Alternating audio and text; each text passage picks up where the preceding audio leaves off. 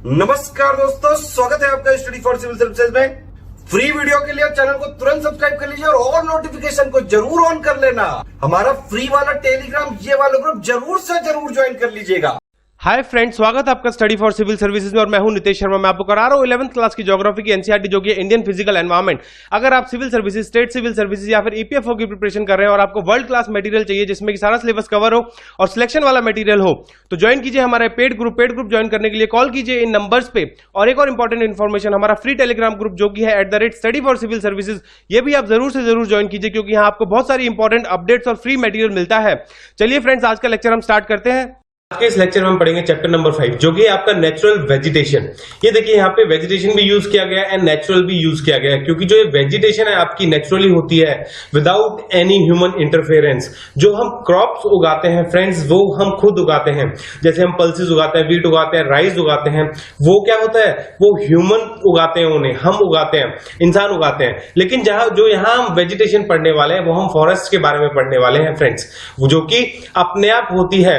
अलग अलग रीजन्स में अलग अलग फॉरेस्ट पाए जाते हैं हमारे पास according to temperature and rainfall, की किस रीजन में कितना टेम्परेचर और कितनी रेनफॉल होती है, उसके हिसाब से हमें अलग अलग वेजिटेशन यानी कि अलग अलग फॉरेस्ट अलग अलग रीजन में मिलते हैं फ्रेंड्स। फिर इस चैप्टर में हम पढ़ने वाले हैं कि हमारे डिफरेंट टाइप ऑफ फॉरेस्ट क्या क्या है और डिफरेंट टाइप ऑफ फॉरेस्ट कहां कहां है, उनकी क्या वैरायटीज है, कौन से ट्रीज उनमें पाए जाते हैं और क्या कैरेक्टरिस्टिक्स हैं उनकी, कितना रेनफॉल और कितना टेम्परेचर वहां पे आपका पाया जाता है और कौन से रीजन में वो पाए जाते हैं। उसके बाद हम पढ़ने वाले हैं कि पूरे इंडिया में कितना फॉरेस्ट कवर है। उसके बाद हम पढ़ेंगे कि फॉरेस्ट कंजर्वेशन किसे कहते हैं। फॉरेस्ट कंजर्वेशन में हम कौन कौन से मेथड्स यूज कर सकते हैं फॉरेस्ट को कंजर्व करने के लिए। हम फिर जो इंडिया की स्टेट ऑफ फॉरेस्ट रिपोर्ट है 2019 वाली, वो भी हम इस चैप्टर में देखेंगे, इस लेक्चर में देखेंगे।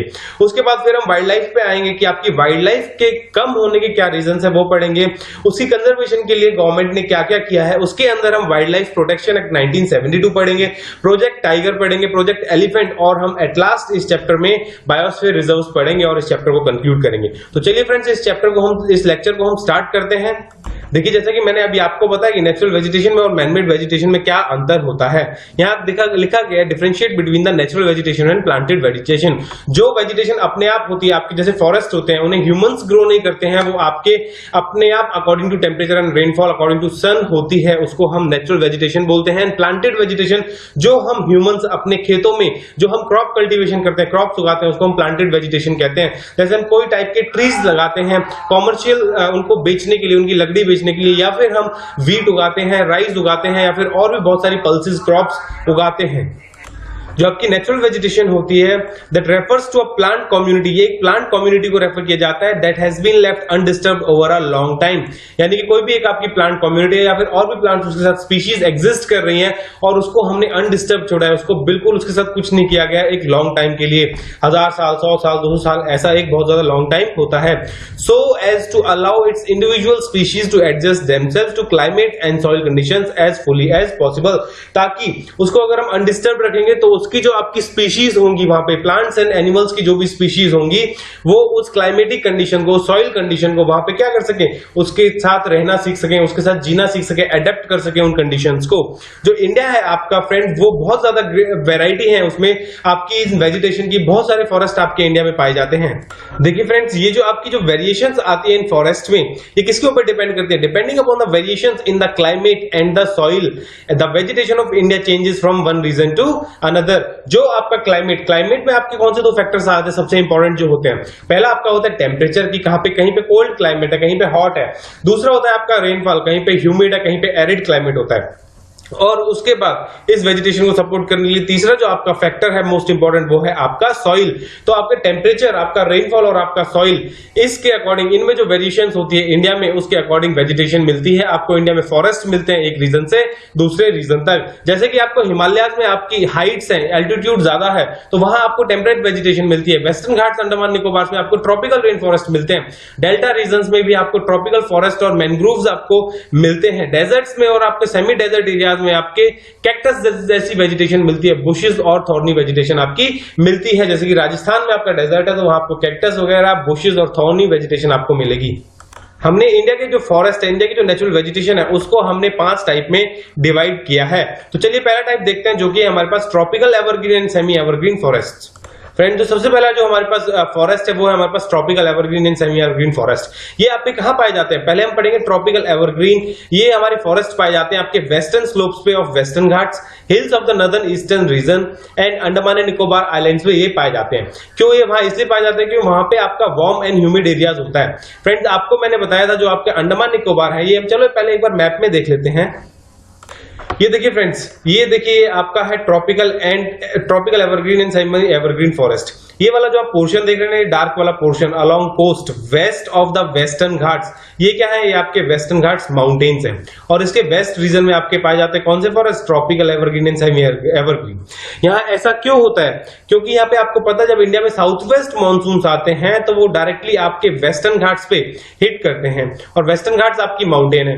आपको पता है जो साउथ वेस्ट आपकी विंड्स होती है इनके पास मॉइस्चर बहुत होता है क्योंकि ओशन से आ रही होती है, ये मैं आपको पहले भी एक्सप्लेन कर चुका हूं। और जब वो आपके वेस्टर्न घाट्स के अलोंग आती है तो ये विंड क्या करती है, मॉइस्चर वाली जो एयर होती है वार्म होती है, आपकी राइज कर जाती है एटमॉस्फेयर में ऊपर। जब ये राइज करती है तो ये एयर कूल हो जाएगी आपकी और कूल होने के बाद कंडेंसेशन हो जाएगी, क्लाउड्स बन जाएंगे इसके और यहां से आपकी बहुत तेज बारिश होगी। किधर, ये वेस्टर्न घाट्स की वेस्ट साइड में, कोस्टल एरिया वाली साइड में, आपकी वेस्ट साइड में बहुत ज्यादा बारिश होगी। तो इस साइड में फ्रेंड्स आपकी यहाँ पे बहुत ज्यादा बारिश होती है, आपके मानसून से, साउथ वेस्ट मानसून से यहाँ बहुत ज्यादा बारिश होती है। और जो यहाँ का टेम्परेचर है आपको पता ही फ्रेंड्स, ये वाला जो आपका इलाका है ये आपका इक्वेटर के पास है, इक्वेटर के पास साथ ये ट्रॉपिक्स में होता है। ट्रॉपिक्स के ऊपर जो आपका सन लाइट रिसीव होती है वो बहुत ज्यादा होती है, इसलिए वार्म एंड ह्यूमिड एरिया कहा जाता है और रेनफॉल भी अच्छी पाई जाती है। इसी वजह से सिर्फ यहाँ पे आपको tropical evergreen and semi evergreen forest मिलते हैं।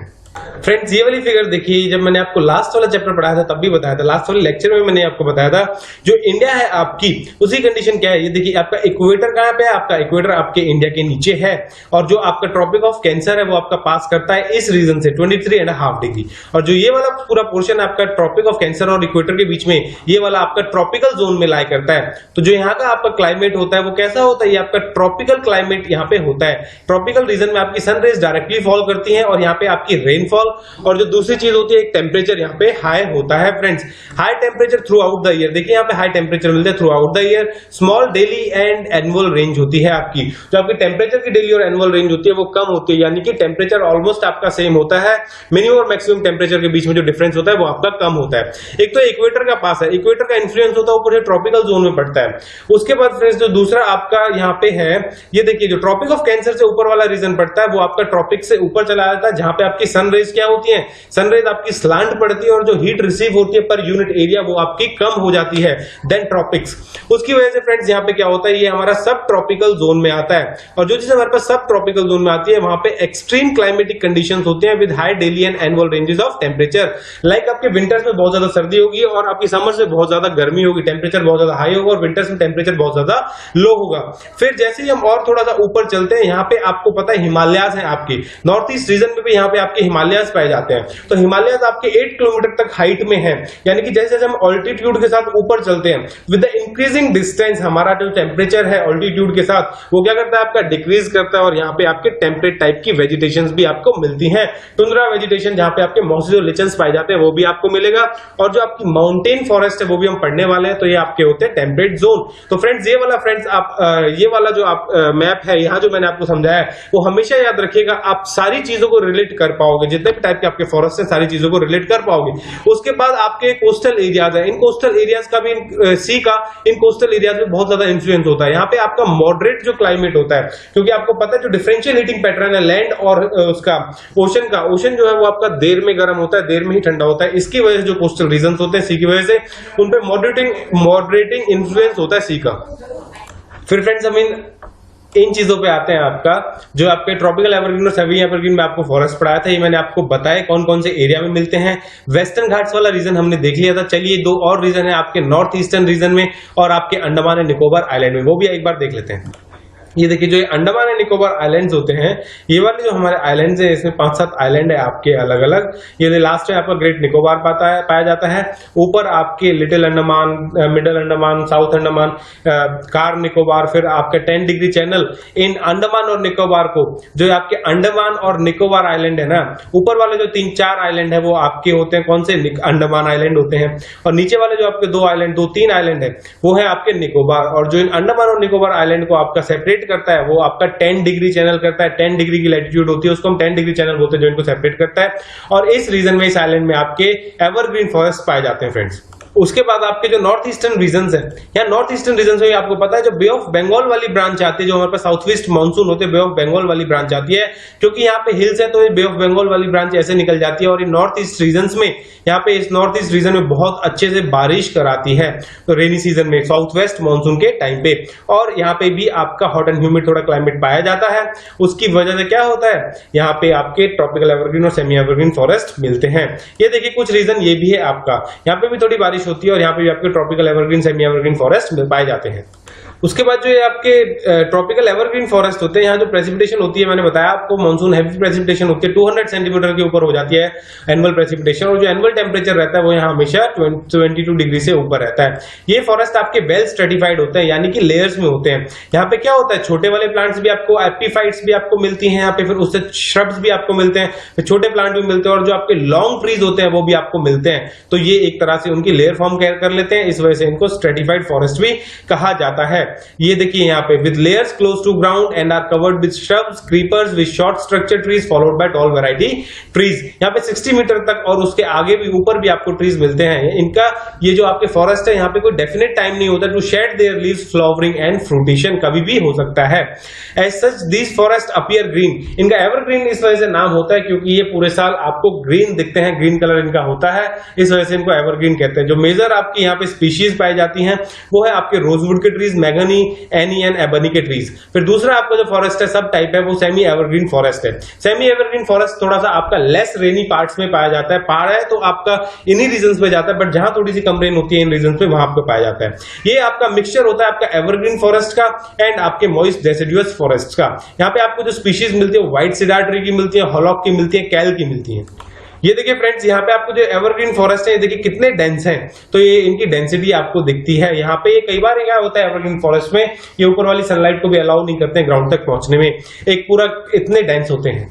देखिए ब्रिटिशर्स को पता था कि इन फॉरेस्ट की बहुत ज्यादा इकोनॉमिक वैल्यू है इंडिया में, तो उन्होंने क्या किया, उन्होंने लार्ज स्केल एक्सप्लॉयटेशन की इन फॉरेस्ट्स की। उन्होंने इस फॉरेस्ट का स्ट्रक्चर ही चेंज कर दिया, इतने ज्यादा पेड़ काटे हैं और यूज में लाए हैं, ये फॉरेस्ट ही बिल्कुल ही बर्बाद कर दी थी उन्होंने। जो ओक है आपका, ओक फॉरेस्ट है गढ़वाल और कुमाऊं का, उन्होंने रिप्लेस कर दिया। वहां पे क्या उगा दिया, वहां पे उन्होंने पाइन उगा दिए, विच वॉज नीडेड टू ले रेलवेज। ओक फॉरेस्ट बिल्कुल डिस्ट्रॉय करके, पेड़ वहां खत्म करके, क्लियर करके उन्होंने पाइन के पेड़ उगा दिए, जो कि आपके रेलवे लाइन्स में जो आपके लकड़ी के फट्टे होते हैं ना, उसके लिए। फिर उन्होंने हमारे पास बहुत सारे हमारे फॉरेस्ट क्लियर किए टी, रबड़ एंड कॉफी की प्लांटेशन के लिए। ब्रिटिशर्स ने ये लकड़ियां यूज की यहाँ पे कंस्ट्रक्शन एक्टिविटीज में और इंसुलेटर ऑफ हीट में। तो जो हमारे पास प्रोटेक्शनल यूज था फॉरेस्ट का, वो उन्होंने रिप्लेस कर दिया आपका किसने, कॉमर्शियल यूज में। जो दूसरा टाइप है फ्रेंड्स हमारे पास, वो है हमारे पास tropical monsoon, tropical deciduous forest. इन फॉरेस्ट को हमारे पास, ये सबसे ज्यादा कौन से फॉरेस्ट हमारे पास पाए जाते हैं, वो डेसिडुअस फॉरेस्ट हमारे पास इंडिया में पाए जाते हैं। यहाँ पे देखिए इनको हम मॉनसून फॉरेस्ट भी कहते हैं, क्योंकि यहाँ पे जो आपकी रेनफॉल पाई जाती है वो 70 to 200 सेंटीमीटर पाई जाती है। और ये जो फॉरेस्ट है वो मानसून में बहुत जल्दी ग्रो करते हैं, यानी कि मानसून का इफेक्ट इनके पास, मानसून में जो रेन होती है वो बहुत अच्छा होता है। और ये ट्रॉपिकल डेसिडुअस फॉरेस्ट को हमने डिवाइड किया है दो तरह के फॉरेस्ट में, एक तो मॉइस्ट डेसिडुअस फॉरेस्ट और एक आपका ड्राई डेसिडुअस फॉरेस्ट। ये देखिए फ्रेंड्स, आप डेसिडुअस फॉरेस्ट को यहाँ पे देख पा रहे हैं। यहाँ पे जो ट्रीज होते हैं आपके, वो दूर दूर लोकेटेड होते हैं। यहाँ पे देखिए घास होगी, ग्रास होती है आपके बीच में, छोटे मोटे श्रब्स होते हैं। और जो हमारे पास ट्रीज होते हैं, यहाँ पे कोई लेयर नहीं होती है, यहाँ पे एक ही टाइप के ट्रीज मिलते हैं आपको, और वो भी दूर दूर स्पेस होता है उन ट्रीज में, थोड़ा बहुत स्पेस होता है, इस वजह से ये ज्यादा डेंस नहीं होते हैं। और जो फॉरेस्ट होते हैं इनको हम डेसिडुअस फॉरेस्ट कहते हैं। ये हमारे दो तरह के हैं। पहले है हमारे पास मॉइस्ट डेसिडुअस फॉरेस्ट, जहां पे आपकी रेनफॉल आपकी 100 to 200 सेंटीमीटर होगी, वहां आपको मॉइस्ट डेसिडुअस मिलेंगे। जैसे कि आपका नॉर्थ ईस्टर्न स्टेट्स हो गया along the foot hill of Himalayas, eastern slopes हो गए आपके वेस्टर्न घाट्स के। फ्रेंड जो ईस्टर्न स्लोप्स होते हैं आपके वेस्टर्न घाट्स के, वो आपके किसमें आते हैं, वो आपके रेन शेडो एरिया में आते हैं। जब वेस्टर्न घाट से, ये देखिए ये आपके ईस्टर्न स्लोप्स हैं वेस्टर्न घाट्स के, यहाँ पे जब आपकी जो हमारे पास विंड होती है, विंड बारिश तो आपके वेस्टर्न स्लोप्स पे कर देती है। यहाँ पे जब वो विंड आती है तो वो विंड क्या होती है आपकी, ड्राई होती है, ठीक है, और वो थोड़ा बहुत यहाँ मॉइस्चर शेड करती है आपका। तो यहाँ पे जो आपके जो आपको डेसिडुअस फॉरेस्ट मिलते हैं, वो आपके कौन से मिलते हैं, वो आपके मिलते हैं मॉइस्ट डेसिडुअस फॉरेस्ट। और इन फॉरेस्ट में उड़ीसा में भी ये पाए जाते हैं। इन फॉरेस्ट की जो आपकी स्पीशीज है वो है आपके टीक के पेड़ मिलते हैं, साल, शीशम, हुर्रा, महुआ, आंवला, सेमुल, कुसुम एंड सैंडलवुड के पेड़ मिलते हैं जो आपको यहाँ मिलते हैं। दूसरा जो हमारे पास आपका फॉरेस्ट है वो है आपका दूसरी कैटेगरी का ड्राई डेसिडुअस फॉरेस्ट। ड्राई से आपको मतलब पड़ रहा होगा कि यहाँ पे रेनफॉल जो है वो थोड़ी कम होने वाली है। और देखिए रेनफॉल आपका क्या है हमारे पास, ये 70 to 100 मीटर है। देखिए कोई भी फॉरेस्ट है आपका, अगर कहीं पे वेटर मार्जिन है, जैसे देखिए ये वाला एरिया है आपका, ये पूरा एरिया आपका किसका है, ये डेसिडुअस फॉरेस्ट का एरिया है, पूरा किसका है, डेसिडुअस फॉरेस्ट का एरिया है। लेकिन इसी एरिया में ऊपर वाली साइड, जो नॉर्थ वाली साइड आपका नदर्न हाफ है, वहां पे आपका क्या होता है, थोड़ा सा वेटर रीजन होता है, बारिश आपकी 100 से 200 सेंटीमीटर होती है, तो वहां पे क्या हो जाएगा आपका मॉइस्ट डेसिडुअस फॉरेस्ट। लेकिन जैसे ही हम इस नदर्न रीजन के साउथ में आते हैं, नीचे आएंगे, तो यहाँ आपकी जो बारिश है वो 70 to 100 सेंटीमीटर हो जाती है, थोड़ी कम हो जाती है, और ये इस फॉरेस्ट के ड्राई रीजन हो जाते हैं, तो यहाँ पे आपको ड्राई डेसिडुअस फॉरेस्ट मिलते हैं। उसके बाद हम देखेंगे कि जो वेटर मार्जिन्स हैं उनसे जो ट्रांजिशन होता है आपका ड्रायर मार्जिन्स पे, वो आपके वहां पे आपके कौन से मिलते हैं, ड्राई डेसिडुअस फॉरेस्ट मिलते हैं। और ड्रायर मार्जिन्स के बाद भी आपका कौन से फॉरेस्ट आते हैं आपके, जहां पे और बारिश कम हो जाती है, वो होते हैं आपके थॉर्न फॉरेस्ट, जैसे कि आपको डेजर्ट्स में देखने को मिलते हैं, सेमी एरिड रीजन्स में मिलते हैं। ये जो आपके फॉरेस्ट है ड्राई डेसिडुअस फॉरेस्ट, ये मिलते हैं आपके पेनिनसुला के रेनियर एरिया में। जो पेनिनसुला में आपको पता है सदर्न पेनिनसुला में ज्यादा रेनफॉल नहीं होती है, जो थोड़ी बहुत रेनफॉल होती है, तो उन एरियाज में आपको ड्राई डेसिडुअस फॉरेस्ट पाए जाते हैं। और कौन कौन से रीजन्स में आपके पाए जाते हैं dry deciduous, plains of Uttar Pradesh Bihar and higher rainfall regions जो आपके पेनिनसुलर प्लेटू के हैं, नदर्न इंडियन प्लेन के हैं। दीज फॉरेस्ट, ये जो आपके फॉरेस्ट होते हैं इनके एक पार्क लैंड स्पेस होता है, यानी कि यहाँ पे आपकी ग्रास दिखेगी, आपको छोटे श्रब्स दिखेंगे with open stretches in which teak and other trees interspersed with patches of grass are common. बीच बीच में ग्रास होगी, थोड़े थोड़े डिस्टेंस पे ट्रीज होंगे आपके टीक के और किसी स्पीशीज के, जैसा मैंने आपको फिगर में दिखाया था। ये जो आपका इनका जो इंपॉर्टेंट एक कैरेक्टरिस्टिक है, एक प्रॉपर्टी है इन ट्रीज की, ये अपनी शेड कर देते हैं अपनी लीव्स को completely, and forest appears like a vast grassland with naked trees all along. Tendu, palash, amaltas, bel, khair, axlewood इन फॉरेस्ट की कॉमन स्पीशीज है। यहाँ क्या होता है, डेसिडुअस फॉरेस्ट अपना मॉइस्चर जो लॉस होता है ना, जब समर्स का सीजन आता है तो यहाँ पे इवेपोरेशन, ट्रांसपीरेशन जो होती है ना वो बहुत ज्यादा हो जाती है, सनलाइट हाई होती है, और ये अपना मॉइस्चर कंजर्व करने के लिए वो मॉइस्चर आपका ट्रांसपीरेशन प्रोसेस के थ्रू, आपका इवेपोरेशन के थ्रू ऊपर ना चला जाए, मॉइस्चर इनसे लूज ना हो जाए, उस वजह से अपनी ट्रीज को शेड कर देते हैं। क्योंकि फ्रेंड्स जो मॉइस्चर लूज होता है, ट्रीज जो होती है, ट्रीज में आपके स्मॉल स्मॉल पोर्स होते हैं जिनको हम स्टोमेटा कहते हैं, उन स्टोमेटा में पानी आ जाता है, और जब आपकी बहुत ज्यादा हीट होती है, आपका टेम्परेचर ज्यादा होता है, तो वो लीव्स क्या करती है, उन लीव्स में स्टोमेटास जो होते हैं उनके थ्रू आपका मॉइस्चर निकल जाता है। ट्रांसपीरेशन उस प्रोसेस को बोलते हैं हम, एक तरह की इवेपोरेशन हो जाती है। तो उससे बचने के लिए, मॉइस्चर लॉस से बचने के लिए अपनी ट्रीज क्या कर देते हैं, शेड कर देते हैं फ्रेंड्स। उसके बाद ये जो आपके ट्रीज हैं ये कॉमन पाए जाते हैं सदर्न पार्ट ऑफ राजस्थान में, जहां पे वेजिटेशन कवर बहुत स्कैंटी होता है due to rainfall, low rainfall and overgrazing. ये देखिए आपके ट्रॉपिकल डेसिडुअस फॉरेस्ट कहां पाए जाते हैं फ्रेंड्स, ये वाला पूरा एरिया देख रहे हैं जो थोड़ा आपका लाइट शेड में है, ठीक है, ये वाला पूरे में एरिया में आपका पेनिनसुलर प्लेटू है। यहाँ जो आपकी रेनफॉल होती है वो आपकी 70 to 200 सेंटीमीटर तक आपकी रेनफॉल होती है, यहाँ उतनी ज्यादा रेनफॉल नहीं होती है, इस वजह से यहाँ पे आपके ट्रॉपिकल डेसिडुअस फॉरेस्ट पाए जाते हैं।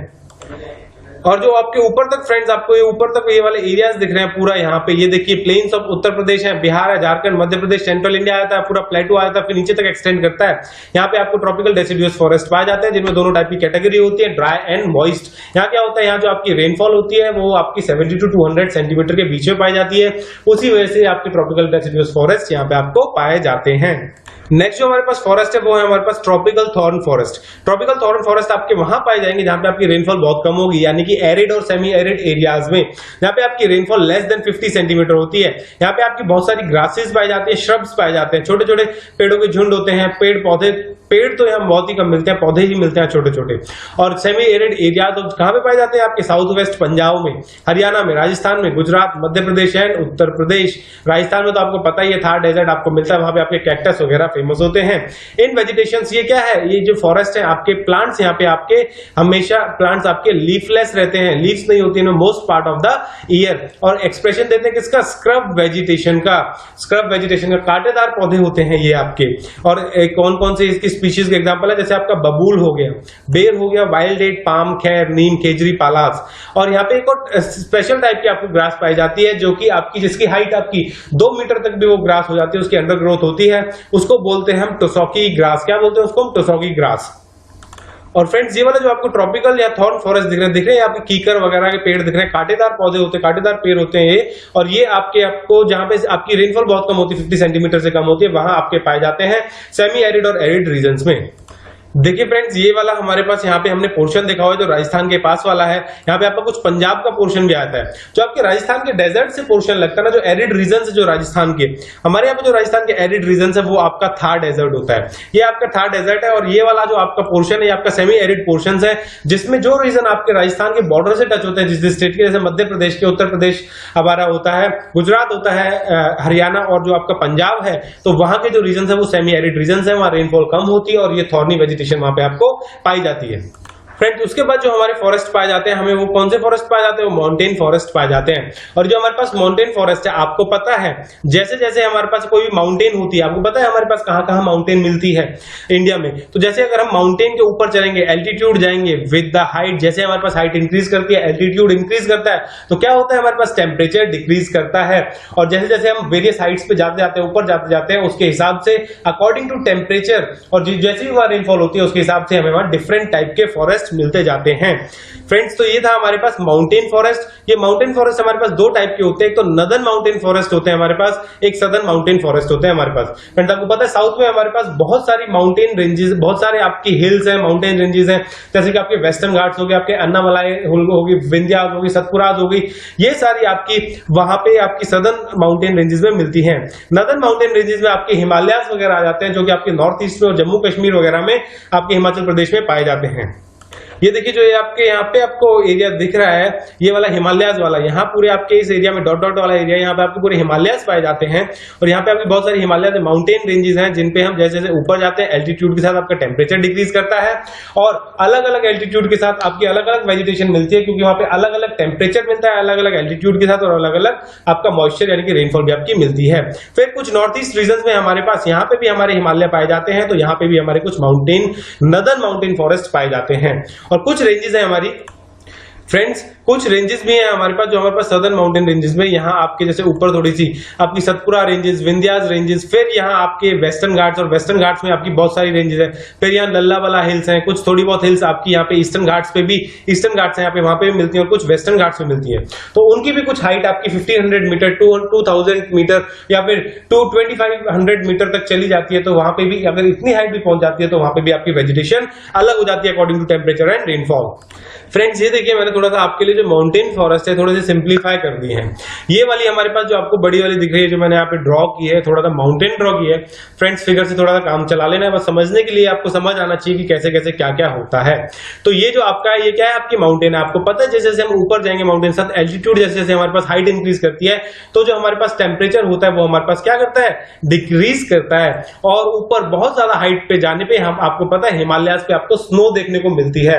वहां वो पूरी जो ऊपर वाली चोटी होती है वो आपके बिल्कुल स्नो से कवर्ड होती है, जिसे हम टुंड्रा टाइप ऑफ क्लाइमेट कहते हैं। तो चलिए हम नीचे से फुटहिल से इसका स्टार्ट करते हैं। जो हमारे पास किसी भी माउंटेन की फुटहिल्स होती है, जैसे हमारे पास हिमालयास की फुटहिल्स हैं, ये मैं आपको नदर्न माउंटेन्स के लिए बता रहा हूं, जो कि हिमालय जो कि आपके 8 किलोमीटर तक ऊपर हाइट पे जाती हैं। जो आपकी ये फुटहिल्स होती है, यानी कि जो इनका नीचे वाला पोर्शन होता है, जहां पे प्लेन से आपकी मर्ज करती हैं, वहां पे कौन से फॉरेस्ट आपके पाए जाते हैं? हिमालयास में वहां पे आपके डेसिडुअस फॉरेस्ट पाए जाते हैं। फ्रेंड्स, वहां पे कौन से फॉरेस्ट पाए जाते हैं? वहां पे आपके डेसिडुअस फॉरेस्ट पाए जाते हैं। याद रखना है, यहाँ पे ऐसी कंडीशंस होती है, रेनफॉल जो होती है वो थोड़ी कम होती है, और डेसिडुअस फॉरेस्ट पार्कलैंड स्केप के साथ आपके अलग अलग दूर दूर ट्रीज आपको मिलेंगे, और वहां पे ग्रासेस होंगी, तो ऐसे फॉरेस्ट वहां पे आपको पाए जाते हैं फुट हिल्स पे।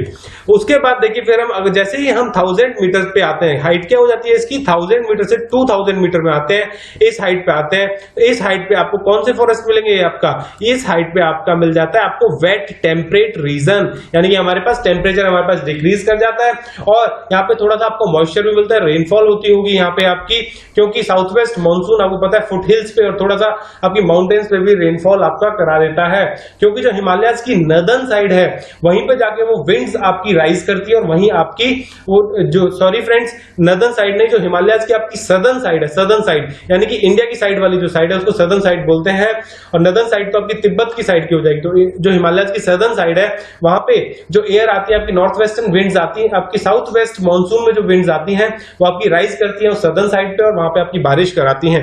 तो यहाँ थोड़ी बहुत आपकी रेन भी होती होगी, तो इस वजह से यहाँ पे कौन सा आपका होता है वेट टेम्परेट टाइप का आपका क्लाइमेट मिलता है फ्रेंड्स। और यहाँ पे आपके 1500 मीटर से लेके आपके 1750 मीटर तक, यानी कि इस वेट टेम्परेट क्लाइमेट टाइप के बीच में आपको क्या मिलता है, आपके पाइन फॉरेस्ट मिलते हैं। आपके कौन से फॉरेस्ट मिलते हैं, आपके पाइन फॉरेस्ट मिलते हैं आपके। फिर उससे अगर हम ऊपर चलते हैं आपका 2000 से 3000 मीटर के बीच में, अगर हम और ऊपर चलते हैं आपके माउंटेन्स में 2000 से 3000 के मीटर के बीच में, आपको कौन से क्या मिलेगा, आपको टेम्परेट ग्रासलैंड्स मिलेंगे।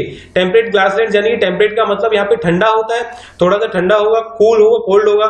और ग्रासलैंड्स आपको ग्रासेस है विद छोटे मोटे पेड्स के साथ, जो कि बहुत दूर दूर लोकेटेड होते हैं। एक पार्क्स के ग्रासलैंड टाइप मिलता है। ग्रासलैंड्स उन्हीं को हम ग्रासेस कहते हैं, और बहुत सारी ग्रासेस होती हैं, थोड़े बहुत श्रब्स होते हैं, थोड़े बहुत ट्रीज होते हैं जो कि बहुत दूर दूर होते हैं। डेसिडुअस फॉरेस्ट में तो आपके मतलब इतना ज्यादा दूर ट्रीज नहीं होते हैं और बहुत सारे ट्रीज होते हैं, लेकिन ग्रासलैंड्स में आपके बहुत कम ट्रीज देखने को मिलते हैं और ग्रासेस ज्यादा होती हैं।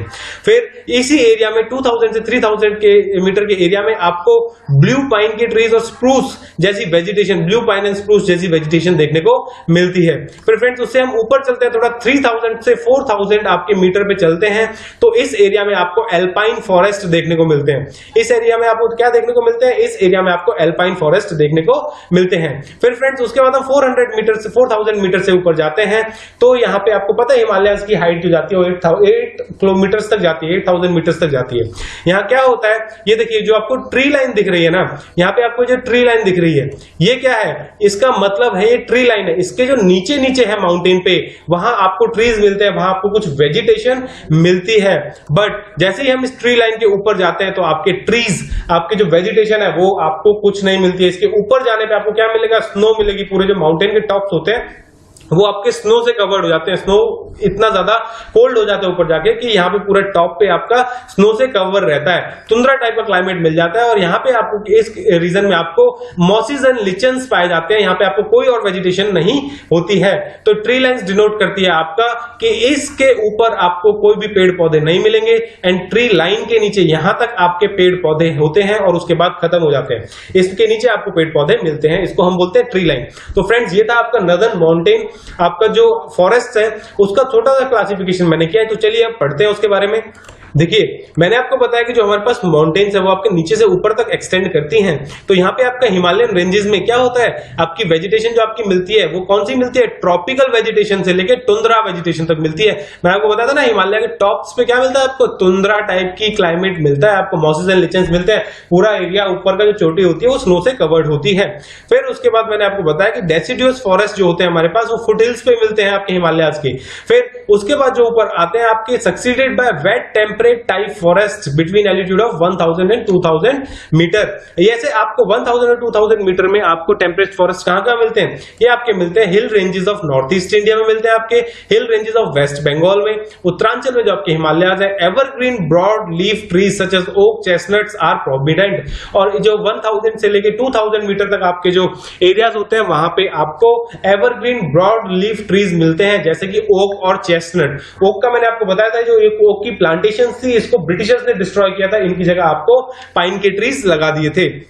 उसके बाद फ्रेंड जैसे हम थोड़ा सा और ऊपर चलते हैं, इसी जोन में 1500 से 1750 में आपको पाइन फॉरेस्ट, अच्छे वाले पाइन फॉरेस्ट मिलते हैं विद चिर पाइन। वहां पे एक वैरायटी होती है, स्पीशीज होती है ट्री की, वो बहुत ज्यादा स्पेशल कॉमर्शियल ट्री है। और ये जो चिर पाइन है इसको इंट्रोड्यूस किया था, किसने इसको इंट्रोड्यूस किया था फ्रेंड्स, आपके ब्रिटिशर्स ने, कॉमर्शियल पर्पसेस को यूज करने के लिए। जो आपकी रेल लाइंस में आपके लकड़ी के फट्टे लगते हैं शॉक को एब्जॉर्ब करने के लिए, उसको मजबूत रखने के लिए, वो आपके इस चिर पाइन पेड़ से आते हैं, जो कि ब्रिटिशर्स ने इंट्रोड्यूस किया था। उसके बाद आपको जो डियोडार है, एक डियोडार एक और स्पीशीज होती है ट्री की, ये एंडेमिक स्पीशीज है, ये आपको इसी रीजन में मिलती है, हिमालयस के रीजन में मिलती है। Grows mainly in the western part of the Himalayas, और ये आपको जम्मू कश्मीर में western part of Himalayan ranges है, तो ये आपको डियोडर की स्पीशीज आपको वहीं मिलती है। और जो आपका डियोडार है फ्रेंड्स, ये पेड़ आपका ड्यूरेबल वुड में आता है, mainly used in construction activities. उसके बाद इसी जोन में आपको चिनार और वॉलनट, वॉलनट आपका होता है अखरोट, और चिनार की स्पीशीज भी होती हैं आपकी, which sustain the famous Kashmiri handicraft belong to this zone. ये जो आपका जोन है 1000 से 2000 मीटर का, यहाँ पे आपको जो चिनार या फिर आपके जो वॉलनट की स्पीशीज मिलती हैं, ये आपकी जो कश्मीर में एक इंडस्ट्री है, बहुत फेमस इंडस्ट्री जहां जिससे बहुत लोगों का आपका लाइवलीहुड चलता है, घर बार चलता है, वो है हैंडीक्राफ्ट्स की। इससे वो छोटे मोटे हैंडीक्राफ्ट्स बनाते हैं इन पेड़ों से और अपना गुजारा करते हैं। उसके बाद फिर मैंने आपको बताया था कि 2000 से 3000 मीटर के ऊपर जाते हैं हम, तो हमें कौन से फॉरेस्ट मिलते हैं? टेम्परेट ग्रासलैंड्स मिलते हैं। उसके बाद थोड़ा सा ऊपर और जाएंगे हमारे पास, तो हमें मिलेंगे alpine forest and pastures. Pastures वो होते हैं जहां फ्रेंड्स जहां आपकी घास वगैरह होती है, जहां आपके भेड़ बकरी वगैरह को चर लेती हैं।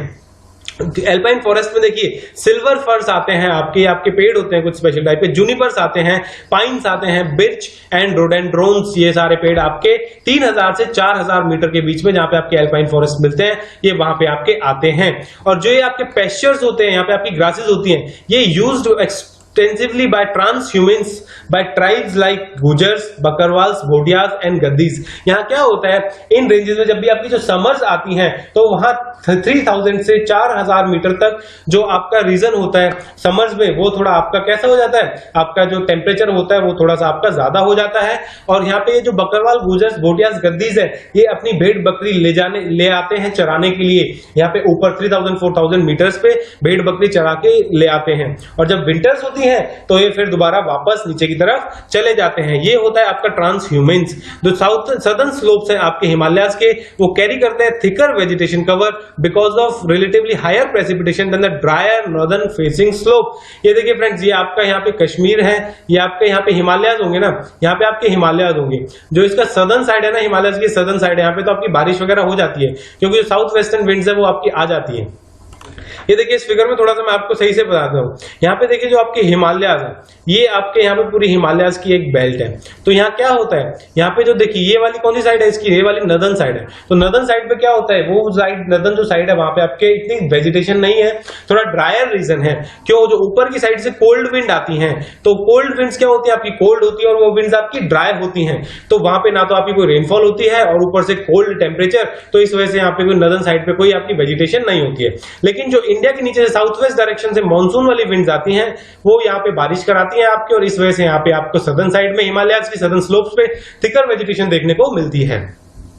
फिर फ्रेंड्स दूसरे टाइप के जो हमारे पास फॉरेस्ट है वो है हमारे पास सदर्न माउंटेन फॉरेस्ट। ये सदर्न माउंटेन फॉरेस्ट मैंने आपको बताया था कि जो हमारे पास सदर्न पेनिनसुला में जो आपकी माउंटेन्स हैं, उनकी हाइट्स आपकी 1500 मीटर और मैक्सिमम टू मैक्सिमम 2500 मीटर तक पहुंचती है। तो उनका जो वेजिटेशन का डिस्ट्रीब्यूशन है वो भी हम यहाँ पे देखते हैं। यहाँ क्या होता है, आपके कहां पे मिलते हैं, आपके वेस्टर्न घाट्स पे, जो कि आपके वेस्टर्न कोस्ट पे लोकेटेड है। उसके बाद विंध्यास पे, नीलगिरीज पे, नीलगिरीज भी आपका वेस्टर्न घाट्स का पार्ट है। और विंध्यास आपको कहां मिलता है, विंध्यास आपको मिलता है सेंट्रल इंडिया में। विंध्यास भी माउंटेन रेंजेस है, विंध्यास एंड सतपुरास। यहाँ पे आपकी जो हाइट होती है 1500 मीटर से 2000 मीटर जाती है। तो जो वेजिटेशन होती है वो टेम्परेट होती है, आपकी टेम्परेट टाइप की वेजिटेशन मिलती है आपको हायर रीजन्स में, एंड सब ट्रॉपिकल टाइप की वेजिटेशन आपको मिलती है lower regions of the western Ghat में।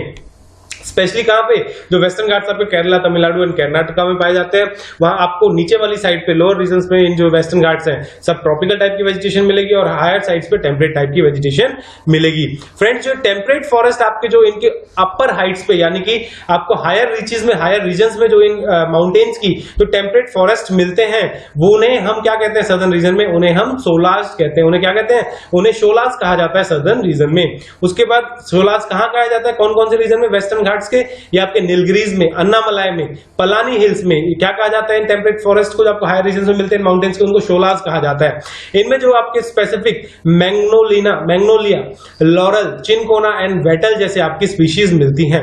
ऐसे ही फॉरेस्ट रेंजेस आपकी सतपुरा और मैकाल रेंजेस में आपको देखने को मिलती हैं, जो कि आपकी सेंट्रल इंडिया में लाया करती हैं। उसके बाद जो लास्ट एंड द लीस्ट आपके जो फॉरेस्ट आते हैं वो आते हैं आपके littoral and swamp forest. Littoral मतलब जो आपके कोस्टल एरिया से पाए जाते हैं, स्वैम्प मतलब जहां पे आपका पानी रहता है। तो ये अब जो आपके इंडिया के पास क्या है, रिच वैरायटी आपकी वेटलैंड हैबिटेट्स की। वेटलैंड्स आपके क्या होते हैं फ्रेंड्स, वेटलैंड्स हम देख लेते हैं, और 70% जो एरिया है इसका comprises area under paddy cultivation. जो आपके वेटलैंड्स का 70% एरिया होता है जहां पे आपका पानी बहुत ज्यादा मिलता है, वो 70% एरिया आपका राइस की कल्टीवेशन के अंडर आता है। फ्रेंड्स आपके वेटलैंड क्या होते हैं, वेटलैंड आपका वो डिस्टिंक्ट इकोसिस्टम होता है that is flooded by water, जहां पे 24 घंटे परमानेंटली या फिर सीजनली कुछ टाइम के लिए, कुछ महीनों के लिए या फिर कुछ महीनों के लिए वहां पे वाटर रहता है। Flooded by water either permanently, या तो वहां हमेशा वाटर रहेगा, या फिर सीजनली वाटर रहेगा कि कुछ सीजन में वो रीजन पूरा फ्लडेड रहेगा। जैसे ये देखिए, ये आपके स्वैम्प फॉरेस्ट है, कहां पे, ये आपके बांग्लादेश रीजन में। आप पानी दिख रहा है ना आपको, फ्लडेड दिख रहे हैं। और ये वाले फॉरेस्ट देखिए आप फ्रेंड्स, ये आपको कहां पे दिख रहे हैं, ये आपके हैं आपके पीट बॉग्स हैं, ये आपके कहां पे है, ये भी आपके वेटलैंड्स कहलाते हैं। और इन रीजन्स में आपका क्या होता है, इन रीजन्स में आपका ऑक्सीजन फ्री प्रोसेस प्रिवेल करता है। जो प्राइमरी फैक्टर है जो डिस्टिंग्विश करता है वेटलैंड को अदर लैंडफॉर्म से और अदर वाटर बॉडी से, is characterised by vegetation of aquatic plants. जो हमारे यहाँ पे एक्वेटिक प्लांट्स पाए जाते हैं वो आपके बहुत ही अलग दूसरी वेजिटेशन से पाए जाते हैं, क्योंकि जो आपके एक्वेटिक प्लांट्स हैं ये अडेप्ट कर लेते हैं अपने आप को हाइड्रिक सॉइल में। हाइड्रिक सॉइल यहाँ पे आपकी मतलब थोड़ा सॉल्टी वाटर होता है। एंड वेटलैंड्स आपके प्ले करते हैं आपके नंबर ऑफ फंक्शंस। वेटलैंड आपके बहुत ज्यादा इंपॉर्टेंट होते हैं। इन वेटलैंड्स की आजकल एनक्रोचमेंट हो रही है, खत्म होते जा रहे हैं। वेटलैंड्स के फंक्शंस क्या इंपॉर्टेंट फंक्शंस देखिए, ये आपके वाटर को प्यूरिफाई कर देते हैं। वाटर पॉल्यूटेड वाटर होता है, वो वेटलैंड में चला जाता है तो उसको वो प्यूरिफाई कर देते हैं। फिर यहाँ आपकी वाटर की स्टोरेज के काम आते हैं चीजें। Processing of carbon and other nutrients, यहाँ आपके जो न्यूट्रिएंट का प्रोसेस होता है कार्बन को एब्जॉर्ब कर लेते हैं। जो हमारे वेटलैंड्स होते हैं स्टेबलाइजेशन कराते हैं शोरलाइंस का। शोरलाइंस का इरोजन नहीं होने देते हैं। जो वेव्स आती हैं और जो वेटलैंड्स में वेजिटेशन होती है वो वेव्स की जो आपका इंटेंसिटी होती है इन वेजिटेशन से मैनग्रोव से कम हो जाती है, और ये सपोर्ट करते हैं आपके प्लांट्स एंड एनिमल्स को, बहुत सारी स्पीशीज को। यहाँ बायोडाइवर्सिटी भी बहुत ज्यादा आपकी होती है। तो अगर हमें इकोलॉजिकल सिस्टम्स की हेल्थ वो करनी है, आपको एसेस करनी है, तो वेटलैंड्स की कंडीशन देख लीजिए आप फ्रेंड्स। तो ये आपको वेटलैंड समझ में आ गए होंगे, जहां आपका पानी रहता है या तो 12 महीने या फिर सीजनली, उनको हम वेटलैंड्स कहते हैं, जो फ्लडेड रहते हैं बाय वाटर। देखिए क्या हुआ था, आपकी रामसर कन्वेंशन हुई थी ईरान में 1994 में, जिसने हम उसको बोलते हैं Ramsar international wetland conservation treaty. ये आपके ईरान में हुई थी फ्रेंड्स। रामसर एक ईरान में आपकी सिटी है, और रामसर कंजर्वेशन जो आपकी ट्रीटी होती है ये वेटलैंड्स की कंजर्वेशन के लिए बनी थी, कि आइडेंटिफाई करेगी वेटलैंड्स पूरे वर्ल्ड में और उनकी कंजर्वेशन करेगी। तो ये कहती है वेटलैंड्स जो हमारे पास एरिया है मार्श के, फेन, पीटलैंड और वाटर, वेयर नेचुरल और आर्टिफिशियल, परमानेंट और temporary, with water is static और फ्लोइंग, फ्रेश है, ब्रैकिश है, सॉल्टी है, includes areas of marine water with the depth at which low tide does not exceed 6 metres. ये Ramsar जो convention है वो कहती है ये उस डेप्थ तक आपका मैराइन वाटर्स में भी होता है जहां पे आपकी लो टाइड 6 मीटर से एक्सीड ना करती हो। फिर दूसरे आर्टिकल में कहा गया है कि ये इनकॉर्पोरेट कर सकते हैं ऐसे कोस्टल जोन्स और रिपेरियन रीजन जहां पे आपकी रिवर्स होती हैं, adjacent to wetlands and islands और bodies of marine water deeper than 6 metres at low tide lying within the wetlands. जो आपके रीजन्स 6 मीटर्स की जो डेप्थ है लो टाइड की, उससे भी आगे आप वेटलैंड में इंक्लूड कर सकते हो, बट कब, जब आपके वो वेटलैंड्स में आ रहे हो, वेटलैंड जैसी कंडीशंस वहां पे हो। जो हमारी कंट्री में तो टोटल एरिया है आपका वेटलैंड्स का वो कितना है, वो हमारे पास 3.9 मिलियन हेक्टेयर है। अब यहाँ देखिए तो हमारे पास लेक्स हैं। चिली का लेक उड़ीसा में, कालादियो नेशनल पार्क है आपका भरतपुर में। ये आपके protected as waterfowl habitats under the convention of wetland international importance Ramsar convention. Friends ये देखिए आपकी रामसर साइट्स हैं, आपकी जो रामसर जो वेटलैंड कंजर्वेशन में इंडिया में जो वेटलैंड्स की साइट है वो आपको बताता हूँ। ये देखिए जो आपकी चिल्ली का लेक है ना, यहाँ पे आपकी उड़ीसा में, और ये देखिए कालादियो नेशनल पार्क है आपका कहाँ पे, राजस्थान में। ये दोनों कौन सी है, आपकी रामसर साइट है इंटरनेशनल इंपॉर्टेंस की। उसके बाद देखिए आपके सांभर लेक है, नाल सरोवर बर्ड सेंचुरी है, ये देखिए बहुत सारे यहाँ पे आपको कोलेरू लेक है, यहाँ पे वेटलैंड्स है, सुंदरबंस है, ये सारे आपके वेटलैंड्स है। लोकटक लेक है, डियोपिर बील है, ये सारे आप एक बार देख लीजिएगा आप विकिपीडिया पे जाके या कहीं पे भी जाके जो रामसर की आपकी साइट्स की लिस्ट है वो देख लीजिएगा। ये इंपॉर्टेंट है, आपके एग्जाम्स में भी पूछी जा सकती है, और ये आपके रामसर की इंपॉर्टेंट साइट है जो आपके वेटलैंड कंजर्वेशन प्रोजेक्ट के अंदर आते हैं। देखिए फ्रेंड्स फिर इसको इन्होंने डिवाइड किया है, जो कंट्री के वेटलैंड है ना उन्होंने इसको 8 कैटेगरीज में डिवाइड किया। पहले जो कैटेगरी देखिए वो जो रिजर्वायर्स है आपकी डेक्कन प्लेटू में in the south together with the lagoons and other wetlands of the southern western quotes, ये आपकी डेक्कन प्लेटू वाला हो गया पहला। तो दूसरा फिर है आपका जो वास्ट सैलाइन एक्सपेंस है Gujarat, Rajasthan and gulf of Kutch वाला, यानी कि जो आपको यहाँ पे आपको देखने को मिलता है, ये देखिए यहाँ पे आपको देखने को मिलता है ना, कुछ ऐसे ऊपर जाते हैं तो यहाँ पे आपको होगा ये वास्ट सैलाइन, ये इधर वाला जो रीजन होगा इसके आपका थोड़ा ये होता है आपका दूसरा वाला रीजन, गुजरात और राजस्थान वाला। थर्ड है आपका फ्रेश लेक्स, जो फ्रेश वाटर लेक्स है reservoirs from Gujarat eastward through Rajasthan, यानी कालादियो national park and Madhya Pradesh. ये जो आपका था सेकंड वाला रीजन था आपका, ये कौन सा था ये आपका फ्रेंड्स, ये था आपका ये वाला रीजन, कोस्टल रीजन था ये आपका राजस्थान, और इसका जो राजस्थान की बाउंड्री है वहां का रीजन था। बट जो आपका थर्ड है जो आपकी फ्रेश वाटर लेक्स और कालादियो नेशनल पार्क है, ये आपके ईस्टर्न साइड में पड़ता है। कहां पड़ता है, ईस्टर्न साइड में पड़ता है, दूसरी साइड में पड़ता है। उसके बाद थर्ड जो रीजन है, फोर्थ जो रीजन है आपका, वो है आपका delta wetland and lagoons of east India coast. मैंने आपको बताया ना अभी यहाँ यहाँ पे ये जो ईस्ट इंडिया कोस्ट है, चिलिका लेक यहाँ थी, यहाँ पे कोलारू लेक थी, फिर और भी यहाँ पे काफी वेटलैंड्स थे। तो जो ये एरिया पड़ता है आपका कोस्टल रीजन के अलाउंग, ये पड़ता है आपका फोर्थ वाला। फिफ्थ है आपका fresh water marshes of the Gangetic plain. जो आपके कुछ गैंगेटिक प्लेन में, यहाँ देखिए ये जो आपका कश्मीर है, कश्मीर से नीचे आते हैं तो ये आपका यहाँ पे क्या मिलता है, यहाँ पे गैंगेटिक प्लेन्स मिलते हैं फ्रेंड्स। तो यहाँ पे जो आपके कुछ वेटलैंड्स टाइप मिलते हैं, तो वो ये आपका एरिया है। उसके बाद जो फ्लड प्लेन्स है आपके ब्रह्मपुत्रा के, the marches and the swims of north east hills in the Himalayan foot hills. फिर क्या होता है आपका जो ये आपका नदर्न ईस्ट में आपका मिलता है फ्रेंड्स, ये देखिए यहाँ पे आपका थोड़ा बहुत आपका नदर्न ईस्ट में मिलता है। ये नदर्न ईस्ट वाला जो पोर्शन, ये पूरा आपका एक पार्ट में डिवाइड किया गया है वेटलैंड में। उसके बाद जो सिक्स है आपका, वो सेवंथ है आपका, वो है आपका lakes and the rivers of mountain region of Kashmir and Ladakh. एक आपका कश्मीर और लद्दाख वाला रीजन आ गया जिसमें लेक्स वगैरह आ जाती है कश्मीर की। फिर जो एट्थ है आपका, वो है आपका mangrove forest and the wetlands of the islands of the Andaman Nicobar. ये मैनग्रोव फॉरेस्ट आपके कहां पाए जाते हैं, आपके सुंदरबंस में। और सुंदरबंस का डेल्टा आपको कहां मिलता है, सुंदरबंस का डेल्टा फ्रेंड्स आपको मिलता है, यहां देखिए आपका बंगाल आ गया, ये वेस्ट बंगाल और बांग्लादेश में आपका सुंदरबन का डेल्टा मिलता है। यहाँ पे आपके ये पाए जाते हैं वेटलैंड्स। उसके बाद जो आपका नीचे अंडमान एंड निकोबार आइलैंड है, वहां पे आपका पाया जाता है। और कोस्ट है आपके, जिसमें marches, tidal creeks, mud flats और एस्चुरीज हैं, ये आपकी 8th कैटेगरी है। उसके बाद फ्रेंड्स हम पढ़ते हैं कि इंपॉर्टेंट स्पीशीज हमारे पास आती है mangroves. Mangroves grow along coast, ये आपको कोस्ट में मिलता है और इनकी जो स्पेशल आपकी वो है कैरेक्टरिस्टिक है, वो आपको सॉल्ट मार्शेस में मिलेगा। यानी कि कभी आपको फ्रेश वाटर में नहीं मिलता है, हमेशा आपको सॉल्ट मार्शेस में, सॉल्टी वाटर में मिलेगा, टाइडल क्रीक्स में मिलेगा, मड फ्लैट्स में या फिर एस्चुरीज में आपको ये मैनग्रोव्स मिलते हैं। और जो मैनग्रोव्स के जो आपकी प्लांट की स्पीशीज होती हैं, ये आपकी सॉल्ट टॉलरेंट होती हैं, ये आपकी एजी वाटर्स में पाई जाती हैं। Crisscrossed by creeks of stagnant water, यहाँ पे स्टैग्नेंट वाटर मिलता है आपको, टाइड्स आती रहती हैं कभी कभी। These forest give shelter to a wide variety of birds. ये देखिए ये आपके मैनग्रोव फॉरेस्ट है फ्रेंड्स। और ये आपके मैनग्रोव फॉरेस्ट जो पूरे इंडिया में पाए जाते हैं, वो आपके कितने हैं, वो आपके पाए जाते हैं 6740 स्क्वायर किलोमीटर एरिया में। और 7% जो पूरे वर्ल्ड के मैनग्रोव फॉरेस्ट है, वो आपके इंडिया में पाए जाते हैं। इंडिया में आपके कहां मिलते हैं, ये आपके अंडमान एंड निकोबार में सबसे ज्यादा मिलेंगे। सुंदरबंस ऑफ वेस्ट बंगाल, यानी कि जो सुंदरबंस है आपके वेस्ट बंगाल जो भी मैंने दिखाया, वहां ज्यादा मिलते हैं। उसके बाद ये आपके महानदी, गोदावरी और कृष्णा के डेल्टास में भी मिलते हैं। बट इन सुंदरबंस को भी अभी डिस्ट्रॉय किया जा रहा है, एनक्रोच कर लेते हैं इनके ऊपर भी, इनको खत्म करके वहां पे आपका कल्टीवेशन स्टार्ट कर दी है लोगों ने। ये देखिए फ्रेंड्स, ये आपके क्या होते हैं, आपके मैनग्रोव्स होते हैं फ्रेंड्स। ये देखिए पूरा वाटर में सॉल्ट टॉलरेंट स्पीशीज होते हैं, सॉल्टी वाटर होता है, ब्रैकिश वाटर होता है, वहां से खड़े रहते हैं। और इन प्लांट्स में आप देख रहे होंगे, इनके क्या होती है, नीचे से रूट निकल के ऊपर आती है। ये कहां आती है, ऊपर रूट आती है सांस लेने के लिए।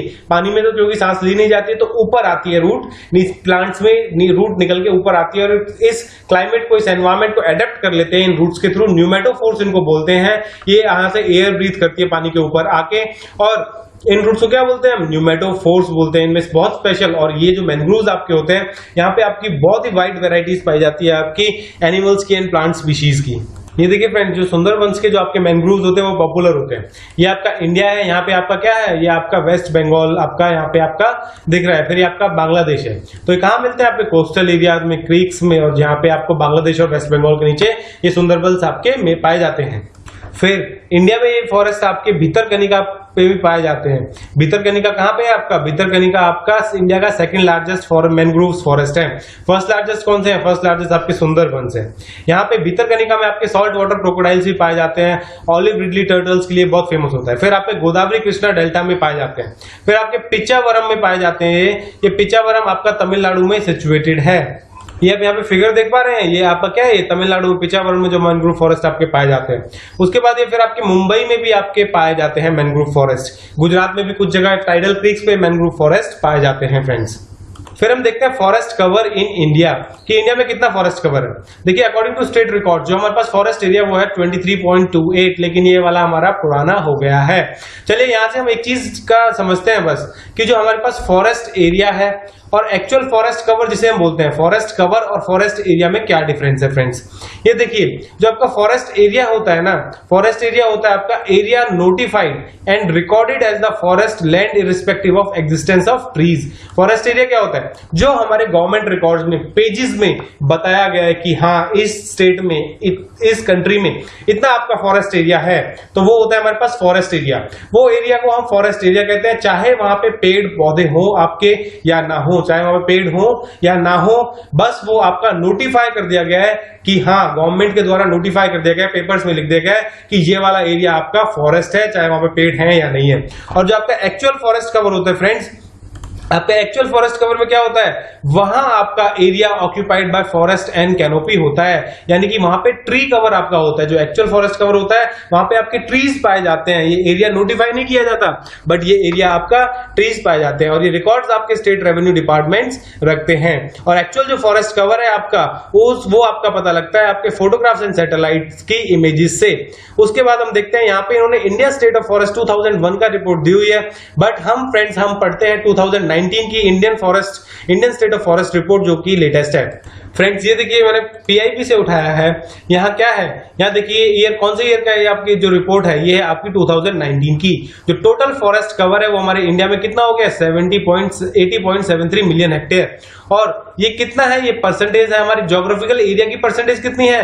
अब हमारे पास कितना फॉरेस्ट कवर हो गया आपका, अब हमारे पास टोटल फॉरेस्ट कवर हो गया 24.56%। कितना फ्रेंड्स, ये याद रखना 2019 की लेटेस्ट रिपोर्ट है, 24.56% हो गया है। जो बुक में है वो हमारे पास 2011 की दी हुई, लेकिन हम लेटेस्ट पढ़ेंगे। जो टॉप 3 स्टेट्स है हमारे पास, यहाँ पे कई बार क्वेश्चन आ जाता है आपके एग्जाम्स में कि बताइए 2019 जो स्टेट रिपोर्ट, स्टेट जो इंडिया की स्टेट है फॉरेस्ट की रिपोर्ट जो है, उसके अकॉर्डिंग जो सबसे ज्यादा जो जहां पे इंक्रीज हुआ है आपके फॉरेस्ट एरिया में वो कौन सी है, तो वो है आपकी कर्नाटका, फिर Andhra Pradesh and then Kerala. Area wise देखिए जहां पे आपका सबसे ज्यादा एरिया जो फॉरेस्ट के अंडर है वो कौन सी स्टेट है आपकी, वो है आपकी सबसे अंडर एरिया आपका मध्य प्रदेश है, क्योंकि ये वाली स्टेट्स बड़ी हैं। फिर आपकी अरुणाचल प्रदेश आती है, देन जो Chhattisgarh, then Orissa and then आपकी महाराष्ट्र। फ्रेंड्स ये है आपकी एरिया वाइज की सबसे ज्यादा एरिया यहाँ कवर है। अगर हम स्टेट का परसेंटेज वाइज देखेंगे किस स्टेट में सबसे ज्यादा फॉरेस्ट कवर है, परसेंटेज वाइज देखें तो वो यहां देखिए फ्रेंड्स, अगर हम इनको परसेंटेज वाइज देखते हैं तो परसेंटेज वाइज जो टॉप 5 स्टेट्स हैं, percentage of the total geographical area, Mizoram का जो टोटल एरिया है उसका 85.41% आपका क्या है, आपका फॉरेस्ट के अंडर है। उसके बाद परसेंटेज वाइज में अरुणाचल प्रदेश का सारे एरिया का 79.63% का है आपके फॉरेस्ट के अंडर है। मेघालय का 76.33 है, मणिपुर 4th में है आपका, नागालैंड 5th में आता है। और वैसे अगर हम एरिया वाइज देखते हैं कि सबसे ज्यादा एरिया कहां है फॉरेस्ट का, वो आपका मध्य प्रदेश में है, फिर आपका Arunachal Pradesh, then Chhattisgarh, then Orissa and then Maharashtra. Friends ये याद रखना, परसेंटेज वाइज और एरिया वाइज याद रखना, दोनों में अलग अलग है। टॉप 3 स्टेट्स कौन सी हैं जहां पे आपका मैंग्रोव्स कवर जो है वो इंक्रीज हुआ है, ये देखिए गुजरात में आपका यहाँ पे इतना इंक्रीज हुआ है, सबसे ज्यादा गुजरात में इंक्रीज हुआ है, फिर महाराष्ट्र में एंड देन उड़ीसा। फ्रेंड जैसे 2011 की रिपोर्ट में हम देखते हैं कि यहाँ पे हमारे पास बहुत ज्यादा वेरिएशन हमारी पाई जाती है। कुछ जो हमारे पास स्टेट है जहाँ पे 10 to 20% ही फॉरेस्ट एरिया होता है, जैसे कि तमिलनाडु, वेस्ट बंगाल है हमारे पास। उसके बाद जो हमारे पास फॉरेस्ट है पंजाब और हरियाणा के, वो हमारे पास क्लियर कर दिए गए कल्टीवेशन के लिए, जहां पे हमारी क्रॉप्स उगाई जाती हैं। पेनिनसुलर इंडिया में excluding Tamil Nadu, Dadra and Nagar Haveli, Goa area जो है फॉरेस्ट कवर के अंदर वो भी बहुत कम है, 20 to 30% है। नॉर्थ ईस्टर्न स्टेट में थोड़ा 30% से ज्यादा है। उसके बाद जो हमारे पास वेरिएशन है एक्चुअल फॉरेस्ट कवर में, वो रेंज करती है हमारे पास 10% का है आपका जम्मू कश्मीर में, जबकि आपका 84% आपका 85% आपका अंडमान निकोबार में पाया जाता है। यहाँ पे इतनी वेरिएशन होती है इसमें। अब हम देखेंगे कि हमारे पास जो फॉरेस्ट है वो हमारे रिसोर्सेज है, फॉरेस्ट रिसोर्सेज है वो हमारा डिप्लीट होता जा रहा है। हम इनको कंजर्वेशन करनी चाहिए, क्योंकि जो फॉरेस्ट है इंट्रिकेट रिलेशनशिप है लाइफ एंड एनवायरमेंट के साथ। क्या है यहाँ पे, conservation of forest is the virtual importance to the survival and prosperity of the humankind. Friends आपको पता है फॉरेस्ट आपको ऑक्सीजन देते हैं, पेड़ आपका सॉइल इरोजन जो है वो भी बचाते हैं, फॉरेस्ट से आपको फूड मिलता है, फ्यूल मिलता है, फॉडर मिलता है, आपके जानवरों को खाने के लिए मिलता है, आपके खाने के लिए मिलता है, आपकी कंस्ट्रक्शन एक्टिविटीज के लिए आपकी वुड मिलती है। और फॉरेस्ट से क्या क्या नहीं मिलता है, फॉरेस्ट आपके क्लाइमेट को स्टेबल रखते हैं, आपकी एयर को क्लीन करते हैं, कार्बन को आपके अंदर स्टोर कर लेते हैं फॉरेस्ट आपकी, और भी बहुत सारे फंक्शन है फॉरेस्ट आपके। यहाँ से कई जो आपकी ट्राइब्स है, बहुत सारे पीपल है वो अपने लाइवलीहुड पे डिपेंड करते हैं, उनका घर फॉरेस्ट से ही चलता है। इनकी जो फॉरेस्ट की बहुत सारी मेडिसिनल प्रॉपर्टीज होती हैं, इसकी एस्थेटिक प्रॉपर्टीज बहुत सारी होती है, रिक्रिएशन के लिए, टूरिज्म के लिए बहुत इंपॉर्टेंट होते हैं फॉरेस्ट आपके। बहुत सारी मेडिसिनल प्रॉपर्टीज हैं, बहुत सारी इकोलॉजिकल प्रॉपर्टीज है फॉरेस्ट की। फॉरेस्ट तो आपके बहुत ज्यादा इंपॉर्टेंट होते हैं, लेकिन ये फॉरेस्ट अभी हम डिस्ट्रॉय करते जा रहे हैं। ह्यूमंस अपनी ग्रीड के कारण फॉरेस्ट को ज्यादा डिस्ट्रॉय कर रहे हैं, वहां पे कंस्ट्रक्शन कर रहे हैं, फॉरेस्ट को डिस्ट्रॉय करके क्रॉप्स उगा रहे हैं, उसकी वजह से जो हमारे पूरा इकोलॉजिकल बैलेंस है वो डिस्टर्ब होता जा रहा है। फिर क्या हुआ कि 1988 में क्या हुआ, न्यू फॉरेस्ट पॉलिसी आई। इस न्यू फॉरेस्ट पॉलिसी ने गवर्नमेंट ने एम्फसाइज किया सस्टेनेबल फॉरेस्ट मैनेजमेंट पे in order to conserve and expand forest reserves on the one hand and to meet needs of local people on the other. इन्होंने कहा कि हम सस्टेनेबल फॉरेस्ट मैनेजमेंट करेंगे new forest policy में। Sustainable forest management क्या होता है कि जो हमारे पास जो लोकल पीपल है, जो फॉरेस्ट के अंदर रहते हैं, आसपास रहते हैं, उनकी भी जो जरूरतें हैं, यानी कि जैसे थोड़ा बहुत वो वुड कलेक्ट करते हैं अपना खाना वाना बनाने के लिए, फायर जलाने के लिए, आग जलाने के लिए वुड कलेक्ट करते हैं, कुछ लीव्स कलेक्ट करते हैं, कुछ वो फॉरेस्ट के पेड़ों से अपने फ्रूट्स के लिए भी फूड भी कलेक्ट कर लेते हैं, फॉडर भी कलेक्ट करते हैं, तो उनकी भी नीड्स पूरी हो जाए और हमारे पास फॉरेस्ट भी डिस्ट्रॉय ना हो। कि इतना ही लोकल कम्युनिटी हम उन्हें अवेयर करें, उनको एजुकेशन दें, इतना ही लोकल कम्युनिटी हमारी यूज कर पाए फॉरेस्ट से, जितना कि हमारे फॉरेस्ट रिप्लेनिश कर लें और हमारी फॉरेस्ट डिस्ट्रॉय होने से बच जाए और हमारी आने वाले जनरेशन के लिए भी ये जो फॉरेस्ट रिसोर्स है ये बचा रहे। तो इस फॉरेस्ट पॉलिसी में उन्होंने सबसे पहले जो कहा, पहला जो ऑब्जेक्टिव था कि हमारे पास ज्योग्राफिकल एरिया है, इंडिया का टोटल ज्योग्राफिकल एरिया है, उसका हम 33% आपके फॉरेस्ट के आपका फॉरेस्ट कवर के अंदर लेके आएंगे। 33% इंडिया का ज्योग्राफिकल एरिया फॉरेस्ट कवर के अंदर लेके आना है। उसके बाद सेकंड क्या कहा उन्होंने कि एनवायरमेंटल स्टेबिलिटी मेंटेन करके, जहां पे इकोलॉजिकल बैलेंस डिस्टर्ब हो गया है वहां फॉरेस्ट को हम दोबारा उगाएंगे, फॉरेस्टेशन करेंगे, रिस्टोर करेंगे उस इकोलॉजिकल बैलेंस को। नेचुरल हेरिटेज जो है आपकी कंट्री की, उसे क्या करेंगे उसे हम प्रिजर्व करेंगे। कैसे? जो जीन्स है हमारे पास, स्पीशीज, अलग अलग स्पीशीज जो हमारे पास एक्सटेंट होती जा रही है, उनका हम एक जेनेटिक पूल बनाएंगे, अलग से उनको रखेंगे हम। सॉइल इरोजन चेक करेंगे, हमारा एक्सटेंशन जो आपके फॉरेस्ट कटते जा रहे हैं तो वहां पे आपका लैंड डिग्रेडेशन होता जा रहा है, डेजर्ट एक्सटेंड करते जा रहे हैं, उनको भी हम देखेंगे। फ्लड्स एंड ड्राउट जिससे हमारे कम होंगे। इंक्रीज करेंगे हम forest cover through social forestry and afforestation on degraded land, जो हमारे लैंड्स खराब हो चुके हैं वहां हम पेड़ उगाएंगे दोबारा। इंक्रीज करेंगे हम productivity of forest to make timber fuel for food available to rural population. फिर creating a massive people's movement, हम उन बंदों को क्या करेंगे, उनको वुमेन्स इन्वॉल्व करेंगे उनमें, हम गांव-गांव जाके बंदों को एजुकेशन देंगे, समझाएंगे कि इनका क्या इंपॉर्टेंस है, इन्हें काटो मत, और एनकरेज करेंगे कि ज्यादा से ज्यादा पेड़ उगाएं और पेड़ों को काटना कम करें, रिड्यूस करेंगे प्रेशर इन एग्जिस्टिंग फॉरेस्ट पे। फ्रेंड्स, आपको पता है कि सदियों से हमारे पास फॉरेस्ट में हमारे ट्राइबल ही रहते हुए आ रहे हैं और वो बहुत ज्यादा रिलेटेड होते हैं। ट्राइबल्स को फॉरेस्ट के बारे में बहुत कुछ पता होता है। उनकी जो एज ओल्ड नॉलेज है of tribals regarding forestry can be used in development of forest, वो हम यूज कर सकते हैं, फॉरेस्ट को उनके हवाले कर सकते हैं, उनसे कह सकते हैं कि आप इन फॉरेस्ट को मैनेज करो, और जो आपके पास ट्रेडिशनल नॉलेज है वो हम आगे साइंटिस्ट के साथ शेयर करके उन फॉरेस्ट की कंजर्वेशन और उनकी मैनेजमेंट में भी हेल्प कर सकते हैं। इन ट्राइबल्स को हम ट्रीट कर सकते हैं as minor forest produce rather than treating tribals। इन ट्राइबल्स को हम माइनर फॉरेस्ट प्रोड्यूस ट्रीट ना करके, इनको जो आपके छोटे मोटे आपके पेड़ पौधे पत्ती होती हैं, फूड होता है, फ्रूट होते हैं, वो ये आपके ट्राइबल्स कलेक्ट करते हैं। इनको ऐसे ट्राइबल्स को ऐसा जो माइनर फॉरेस्ट प्रोड्यूस कलेक्ट करने वाले हैं ऐसा उनको ट्रीट ना करें, बल्कि उनको एनकरेज किया जाए टू पार्टिसिपेट इन कंजर्वेशन। एक कम्युनिटी टाइप की पार्टिसिपेशन होनी चाहिए। उसके बाद हमारे पास जो कंजर्वेशन पॉलिसी आई, वहां पे कुछ हमारे पास स्टेप लिए गए, जैसे कि हमारे पास सोशल फॉरेस्ट्री। सोशल फॉरेस्ट्री क्या होता है हमारे पास? ये हमारे पास management and protection of forest को मैनेज भी किया जाएगा, उनको बचाया भी जाएगा, और वहां पे नए नए पेड़ भी लगाए जाएंगे, नए फॉरेस्ट भी क्रिएट किए जाएंगे on barren land with the purpose of helping in environmental, social and rural development, जिसकी वजह से हमारे पास एनवायरमेंट है वो ठीक हो सके और सोशल और रूरल यानी कि गांव वालों एरियाओं की डेवलपमेंट हो सके। क्या तीन चीज करेंगे हम? फॉरेस्ट को प्रोटेक्ट करेंगे, बचाएंगे, उनको मैनेज करेंगे अच्छे से, और दोबारा से फॉरेस्ट नए उगाएंगे ताकि हमारे पास environmental, social and rural development हो सके। तो ये जो नेशनल कमीशन ऑन एग्रीकल्चर आपका 1976 में बना था, उसने क्लासिफाई किया सोशल फॉरेस्ट्री को 3 कैटेगरीज में। जो पहली कैटेगरी है सोशल फॉरेस्ट्री की वो क्या है? Urban forestry. अर्बन फॉरेस्ट्री में क्या आता है कि हम जो फॉरेस्ट रेज करते हैं, आपके पेड़ उगाते हैं और उनकी मैनेजमेंट करते हैं उन ट्रीज की on public private own land, यानी कि पब्लिक लैंड पे भी करेंगे अर्बन एरियाज में, शहरों में, और प्राइवेटली ओन लैंड पे भी करेंगे in and around urban centre such as, जैसे कि ग्रीन बेल्ट है हमारे पास, पार्क्स है हमारे पास, रोड साइड एवेन्यूज है, industrial and commercial green belt है, वहां पे हम पेड़ उगाएंगे और उनको मैनेज करेंगे। उसके बाद है हमारे पास रूरल फॉरेस्ट्री। रूरल फॉरेस्ट्री यानी कि अपने गांवों में क्या करेंगे हम? एम्फोसिस देंगे on agro forestry. Agro forestry क्या होता है फ्रेंड्स, अभी देखेंगे।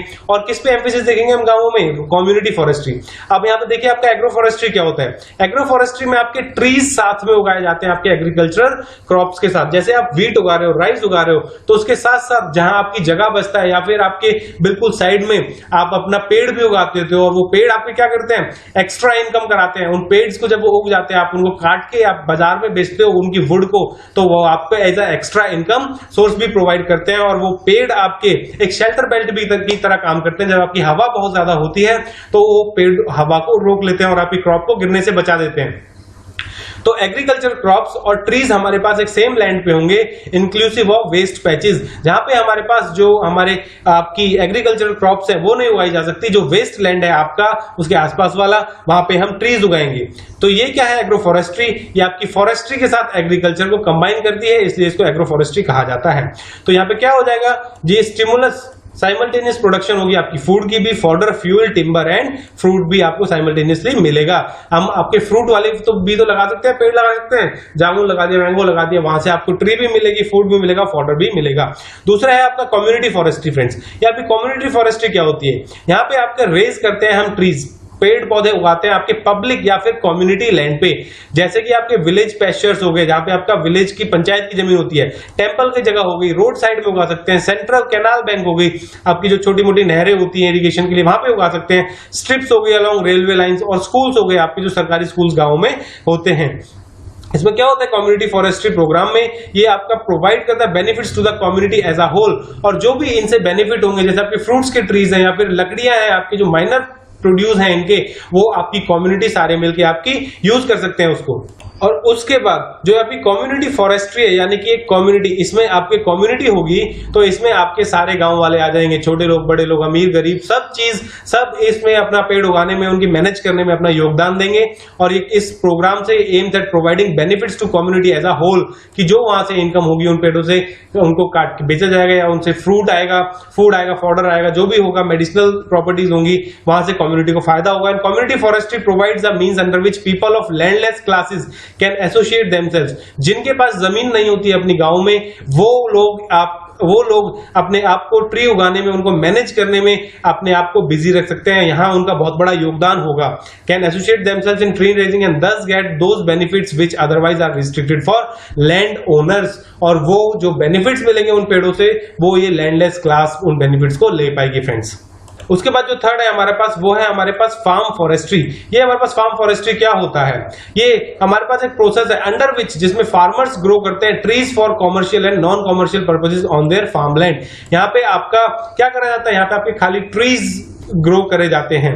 ये ट्रीज कहाँ ग्रो करे जाते हैं, अब आपके ये फॉरेस्ट डिपार्टमेंट इसके लिए आपको सीड्स देती है free of cost to small and medium farmers. यहाँ पे देखिए जैसे मार्जिन बच जाता है जो आपके एग्रीकल्चर लैंड का, ग्रास लैंड है, पेस्चर्स है, land around homes, cow sheds में भी use for raising trees for non commercial farm forestry, या फिर आपके कॉमर्शियल चीज के लिए भी आप उसे वुड को बेच सकते हैं। इसको बोलते हैं फार्म फॉरेस्ट्री।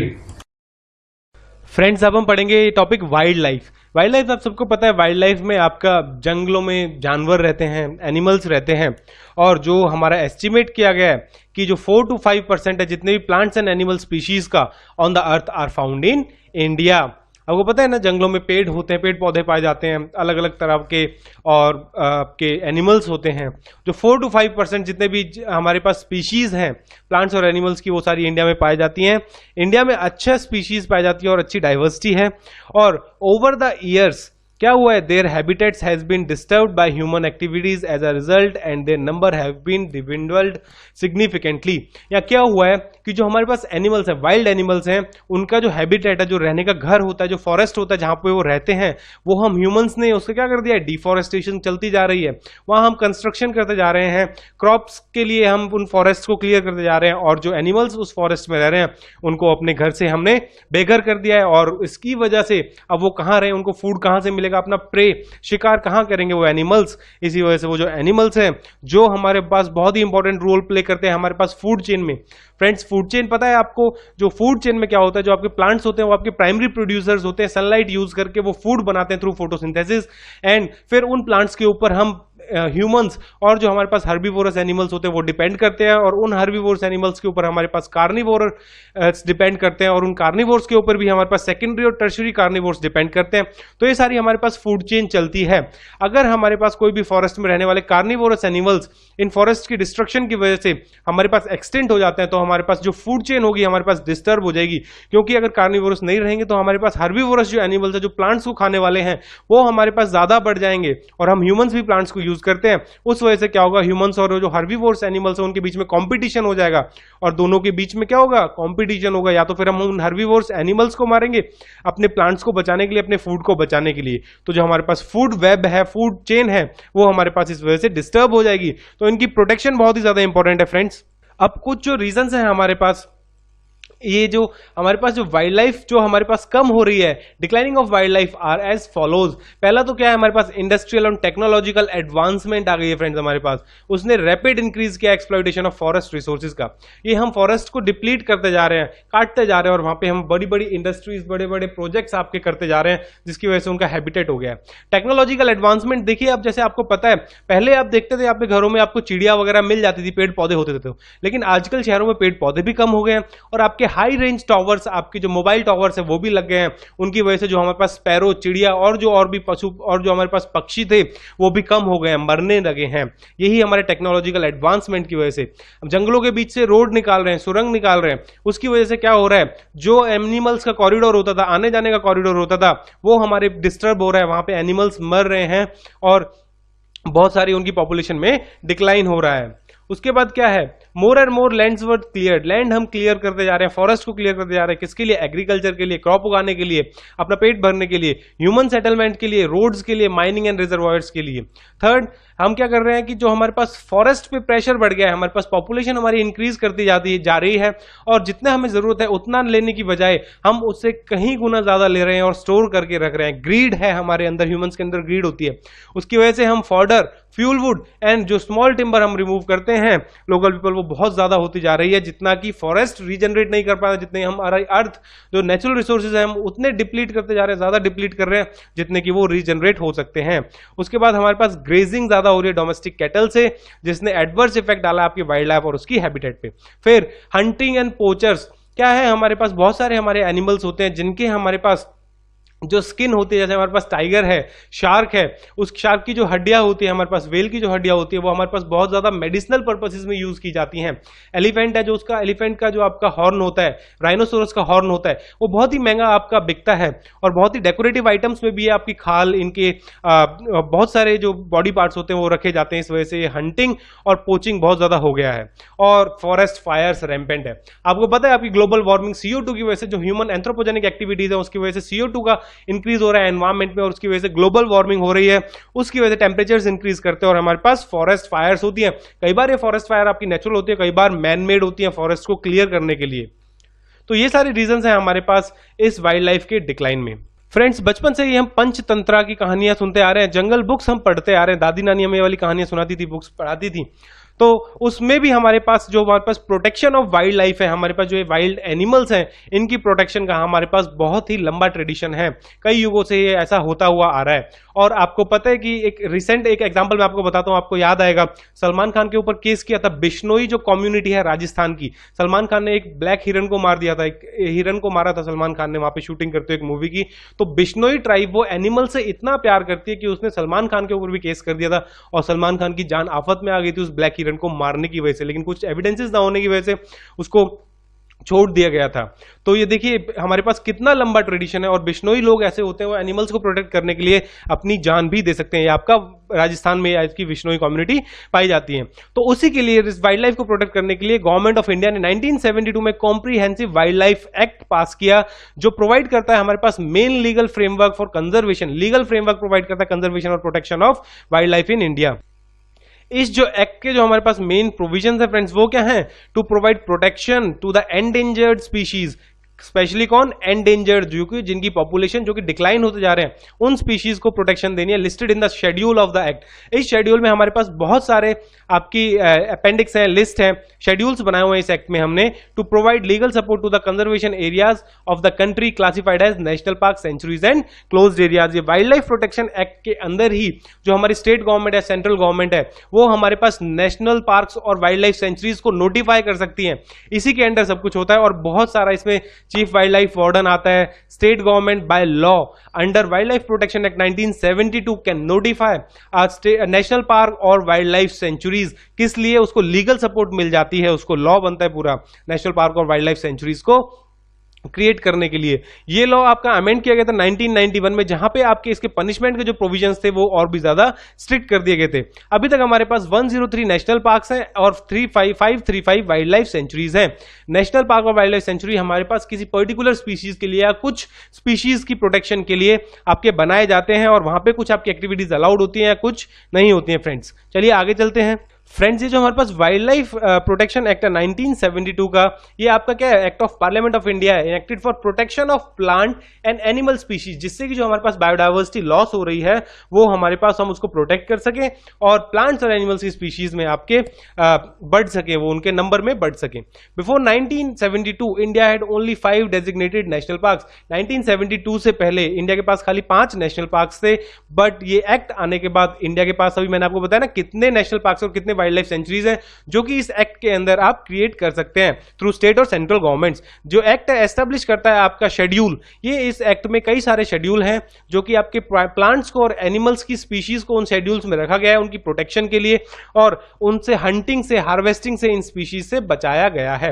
ये देखिए यहाँ पे act provides for the protection of the wild animals, birds and plants and for the matters connected therewith in और एंसिलरी और इंसिडेंटल देयर। तो ये एनिमल्स और बर्ड्स को, आपके प्लांट्स को तो बचाता ही है, बट उससे रिलेटेड और कोई भी मैटर्स होते हैं जो इन एलिमेंट्स और एनिमल्स को या इनके हैबिटेट्स को या फिर प्लांट्स को आपके खतरे में डाल सकता है, उनको भी क्या करता है, प्रोहिबिट करता है। ये सारी इंडिया में एक्सटेंड करता है आपका। इसके पास कितने शेड्यूल हैं फ्रेंड्स? 6 शेड्यूल्स हैं जिसमें आपके डिफरेंट एनिमल्स को प्रोटेक्शन प्रोवाइड की गई है। ये देखिए जो आपकी शेड्यूल 1 और पार्ट 2 ऑफ शेड्यूल 2 है वो आपका एब्सोल्यूट प्रोटेक्शन प्रोवाइड करता है। किसको? Offences under these are prescribed with the highest penalties. Schedule 1 और शेड्यूल 2 में आपका एब्सोल्यूट प्रोटेक्शन मिलती है। कोई भी स्पीशीज अगर एंडेंजर्ड एनिमल्स या प्लांट एनिमल्स की आएगी तो उसको एब्सोल्यूट प्रोटेक्शन मिलेगी हाईएस्ट पेनल्टीज के साथ। फिर जो आपकी स्पीशीज है शेड्यूल 3 और शेड्यूल 4 में वो भी आपकी प्रोटेक्ट की जाती है, बट वहां पेनल्टीज क्या होती हैं, आपकी थोड़ी लोअर हो जाती हैं। शेड्यूल 5 में आपके वो वाले एनिमल्स आते हैं जो कि जिन्हें कि आप हंट कर सकते हो, जिन्हें आप मार सकते हो। इनको हम वर्मिन एनिमल्स कहते हैं। जैसे आपकी नीलगाय हो गई और आपकी एक रेड की स्पीशीज होती है फ्रेंड्स, ऐसी कुछ हमारे पास वर्मिन स्पीशीज होती हैं जो आपकी क्रॉप्स को, फार्मर्स जिनसे तंग हो जाते हैं क्योंकि वो फार्मर्स की क्रॉप्स को डिस्ट्रॉय कर देती हैं। तो शेड्यूल 5 में उन स्पीशीज को हमारा रखा गया है जिनको हम हंट कर सकते हैं। उसके बाद कुछ हमारे शेड्यूल 6 में ऐसे हमारे प्लांट्स की स्पीशीज को रखा गया है, एंडेमिक प्लांट्स, जो कि हमारे पास इंडिया में ही पाए जाते हैं और कहीं नहीं पाए जाते हैं। उनको हमें क्या है, उन प्लांट्स को हमें प्रोहिबिट किया गया है, उन प्लांट्स की कल्टीवेशन या फिर प्लांटिंग के लिए। ये हैं आपके शेड्यूल्स। शेड्यूल 1, 2, 3, 4 में फ्रेंड्स आपके एनिमल्स को रखा गया है। शेड्यूल 5 में आपको उन एनिमल्स को रखा गया है जो आप हंट कर सकते हो, जो वर्मिन एनिमल्स होते हैं जिन्हें आप मार सकते हो। शेड्यूल 6 में आपको एंडेमिक प्लांट्स को रखा गया है जिसको आप कल्टीवेशन और प्लांटिंग नहीं कर सकते हो। शेड्यूल 1, शेड्यूल 2 में एब्सोल्यूट प्रोटेक्शन मिलती है, आपके एंडेंजर्ड स्पीशीज आती हैं। शेड्यूल 3, शेड्यूल 4 में थोड़ी सी आपकी जो प्रोटेक्शन है, पनिशमेंट है, वो थोड़ी सी लो हो जाती है। तो फ्रेंड्स उसके बाद हमारे पास यहाँ पे UNESCO man and biosphere programme आया। ये यूनेस्को ने एक प्रोग्राम लॉन्च किया, man and biosphere programme. Biosphere का मतलब ये, इसने क्या करा, बायोस्फीयर रिजर्व्स बनाई इसके अंडर, और इन्होंने मैन को आपकी बायोडाइवर्सिटी जो आपकी प्लांट एंड एनिमल्स होते हैं उसको मैन के साथ कैसे रहना चाहिए, मैन को हमारे प्लांट्स एंड एनिमल्स के साथ कैसे रहना चाहिए साथ में मिलके, ये सब उन्होंने बताया। तो ये हम आगे बढ़ने वाले हैं। कुछ आपकी स्पेशल स्कीम्स भी अब गवर्नमेंट ऑफ इंडिया ने लॉन्च की है कुछ इंपॉर्टेंट एंडेंजर्ड स्पीशीज को प्रोटेक्ट करने के लिए। जैसे कि आपका हुआ प्रोजेक्ट टाइगर। प्रोजेक्ट टाइगर आपको 1973 में लॉन्च किया गया फ्रेंड्स। प्रोजेक्ट टाइगर आपका इंप्लीमेंट किया गया इन्होंने 1973 से इंप्लीमेंट किया है। और इसका मेन स्कीम क्या है, ऑब्जेक्टिव क्या है इसका, ensure maintenance of viable population of tigers in India. क्या हुआ था, जो हमारे पास टाइगर्स की पॉपुलेशन थी वो हमारे पास कम होती जा रही थी। अब टाइगर हमारे पास फ्लैगशिप स्पीशीज में आता है। फ्लैगशिप स्पीशीज आपकी वो होती है जिसके कम होने से पूरे आपके फूड वेब पे इफेक्ट पड़ता है फ्रेंड्स आपका। तो और इसकी वायबल पॉपुलेशन मेंटेन करनी है किस लिए, साइंटिफिक चीजों के लिए, aesthetic, cultural and ecological values को प्रिजर्व करने के लिए, and to preserve area of biological importance as a natural heritage for benefit, education and enjoyment of people. ये सारी चीजों के लिए इसकी अभी हमारे पास क्या है, 44 टाइगर रिजर्व्स हैं। फ्रेंड्स थोड़ा सा प्रोजेक्ट टाइगर के बारे में देख लेते हैं। ये देखिए, ये आपका यहाँ पे प्रोजेक्ट टाइगर का लोगो दिख रहा है, ये वाला आपका प्रोजेक्ट टाइगर का लोगो है। ये टाइगर कंजर्वेशन प्रोग्राम अप्रैल 1973 में लॉन्च हुआ था गवर्नमेंट ऑफ इंडिया के थ्रू, इंदिरा गांधी के टेन्योर में, जब इंदिरा गांधी पीएम थी आपकी। कैलाश श्रृंखला जो था वो इसके फर्स्ट डायरेक्टर थे प्रोजेक्ट के, उनको टाइगर मैन भी कहा जाता है। उसके बाद क्या हुआ कि ये project aims at ensuring a viable population of Bengal tigers in their natural habitat. Protection कहां मिलती है उनको, उनकी नेचुरल हैबिटेट में प्रोटेक्शन मिलती है फ्रेंड्स। देखिए इसके टाइगर रिजर्व जो आपके टाइगर प्रोजेक्ट टाइगर है, इसके मैंने ऑब्जेक्टिव्स तो आपको बता ही दिए हैं, ठीक है, ये भी आपका साइंटिफिक वगैरह सारा मैंने आपको बता दिया है। लेकिन यहाँ पे एक मॉनिटरिंग सिस्टम होता है एम स्ट्राइप्स, ये इसलिए डेवलप किया गया था प्रोजेक्ट टाइगर के अंदर to assist patrol and protection of tiger habitat. ये जो इट मैप्स पेट्रोल रूट्स, ये आपके मैप करता है पेट्रोल रूट्स को, अलाउ करता है फॉरेस्ट गार्ड्स को to enter sightings, events and changes when patrolling. It generates protocol based on these datas, ताकि हम मैनेजमेंट वाले आप डिसीजन ले सकें। एम स्ट्राइप्स आपका एक सॉफ्टवेयर है जो आपकी मॉनिटरिंग में हेल्प करता है। और फ्रेंड्स ये जो आपका प्रोजेक्ट टाइगर है ना, इसको कौन चलाता है, ये it is administered by national tiger conservation authority. National tiger conservation authority चलाती है फ्रेंड्स इसको।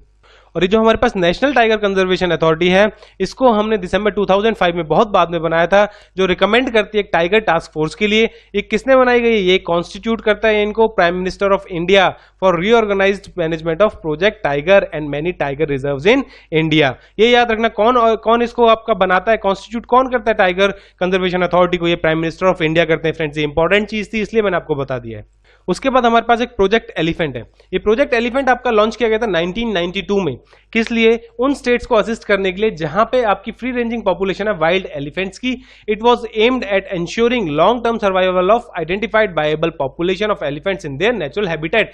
ये अभी आपका 17 स्टेट्स में आपका इंप्लीमेंट हो रहा है। और इस प्रोजेक्ट एलिफेंट की तरह आपके बहुत सारे ऐसे प्रोजेक्ट्स हो रहे हैं, जैसे आपका क्रोकोडाइल ब्रीडिंग प्रोजेक्ट, वहां पे क्रोकोडाइल्स को ब्रीड कराया जाता है और उनकी पॉपुलेशन को इंक्रीज कराया जाता है।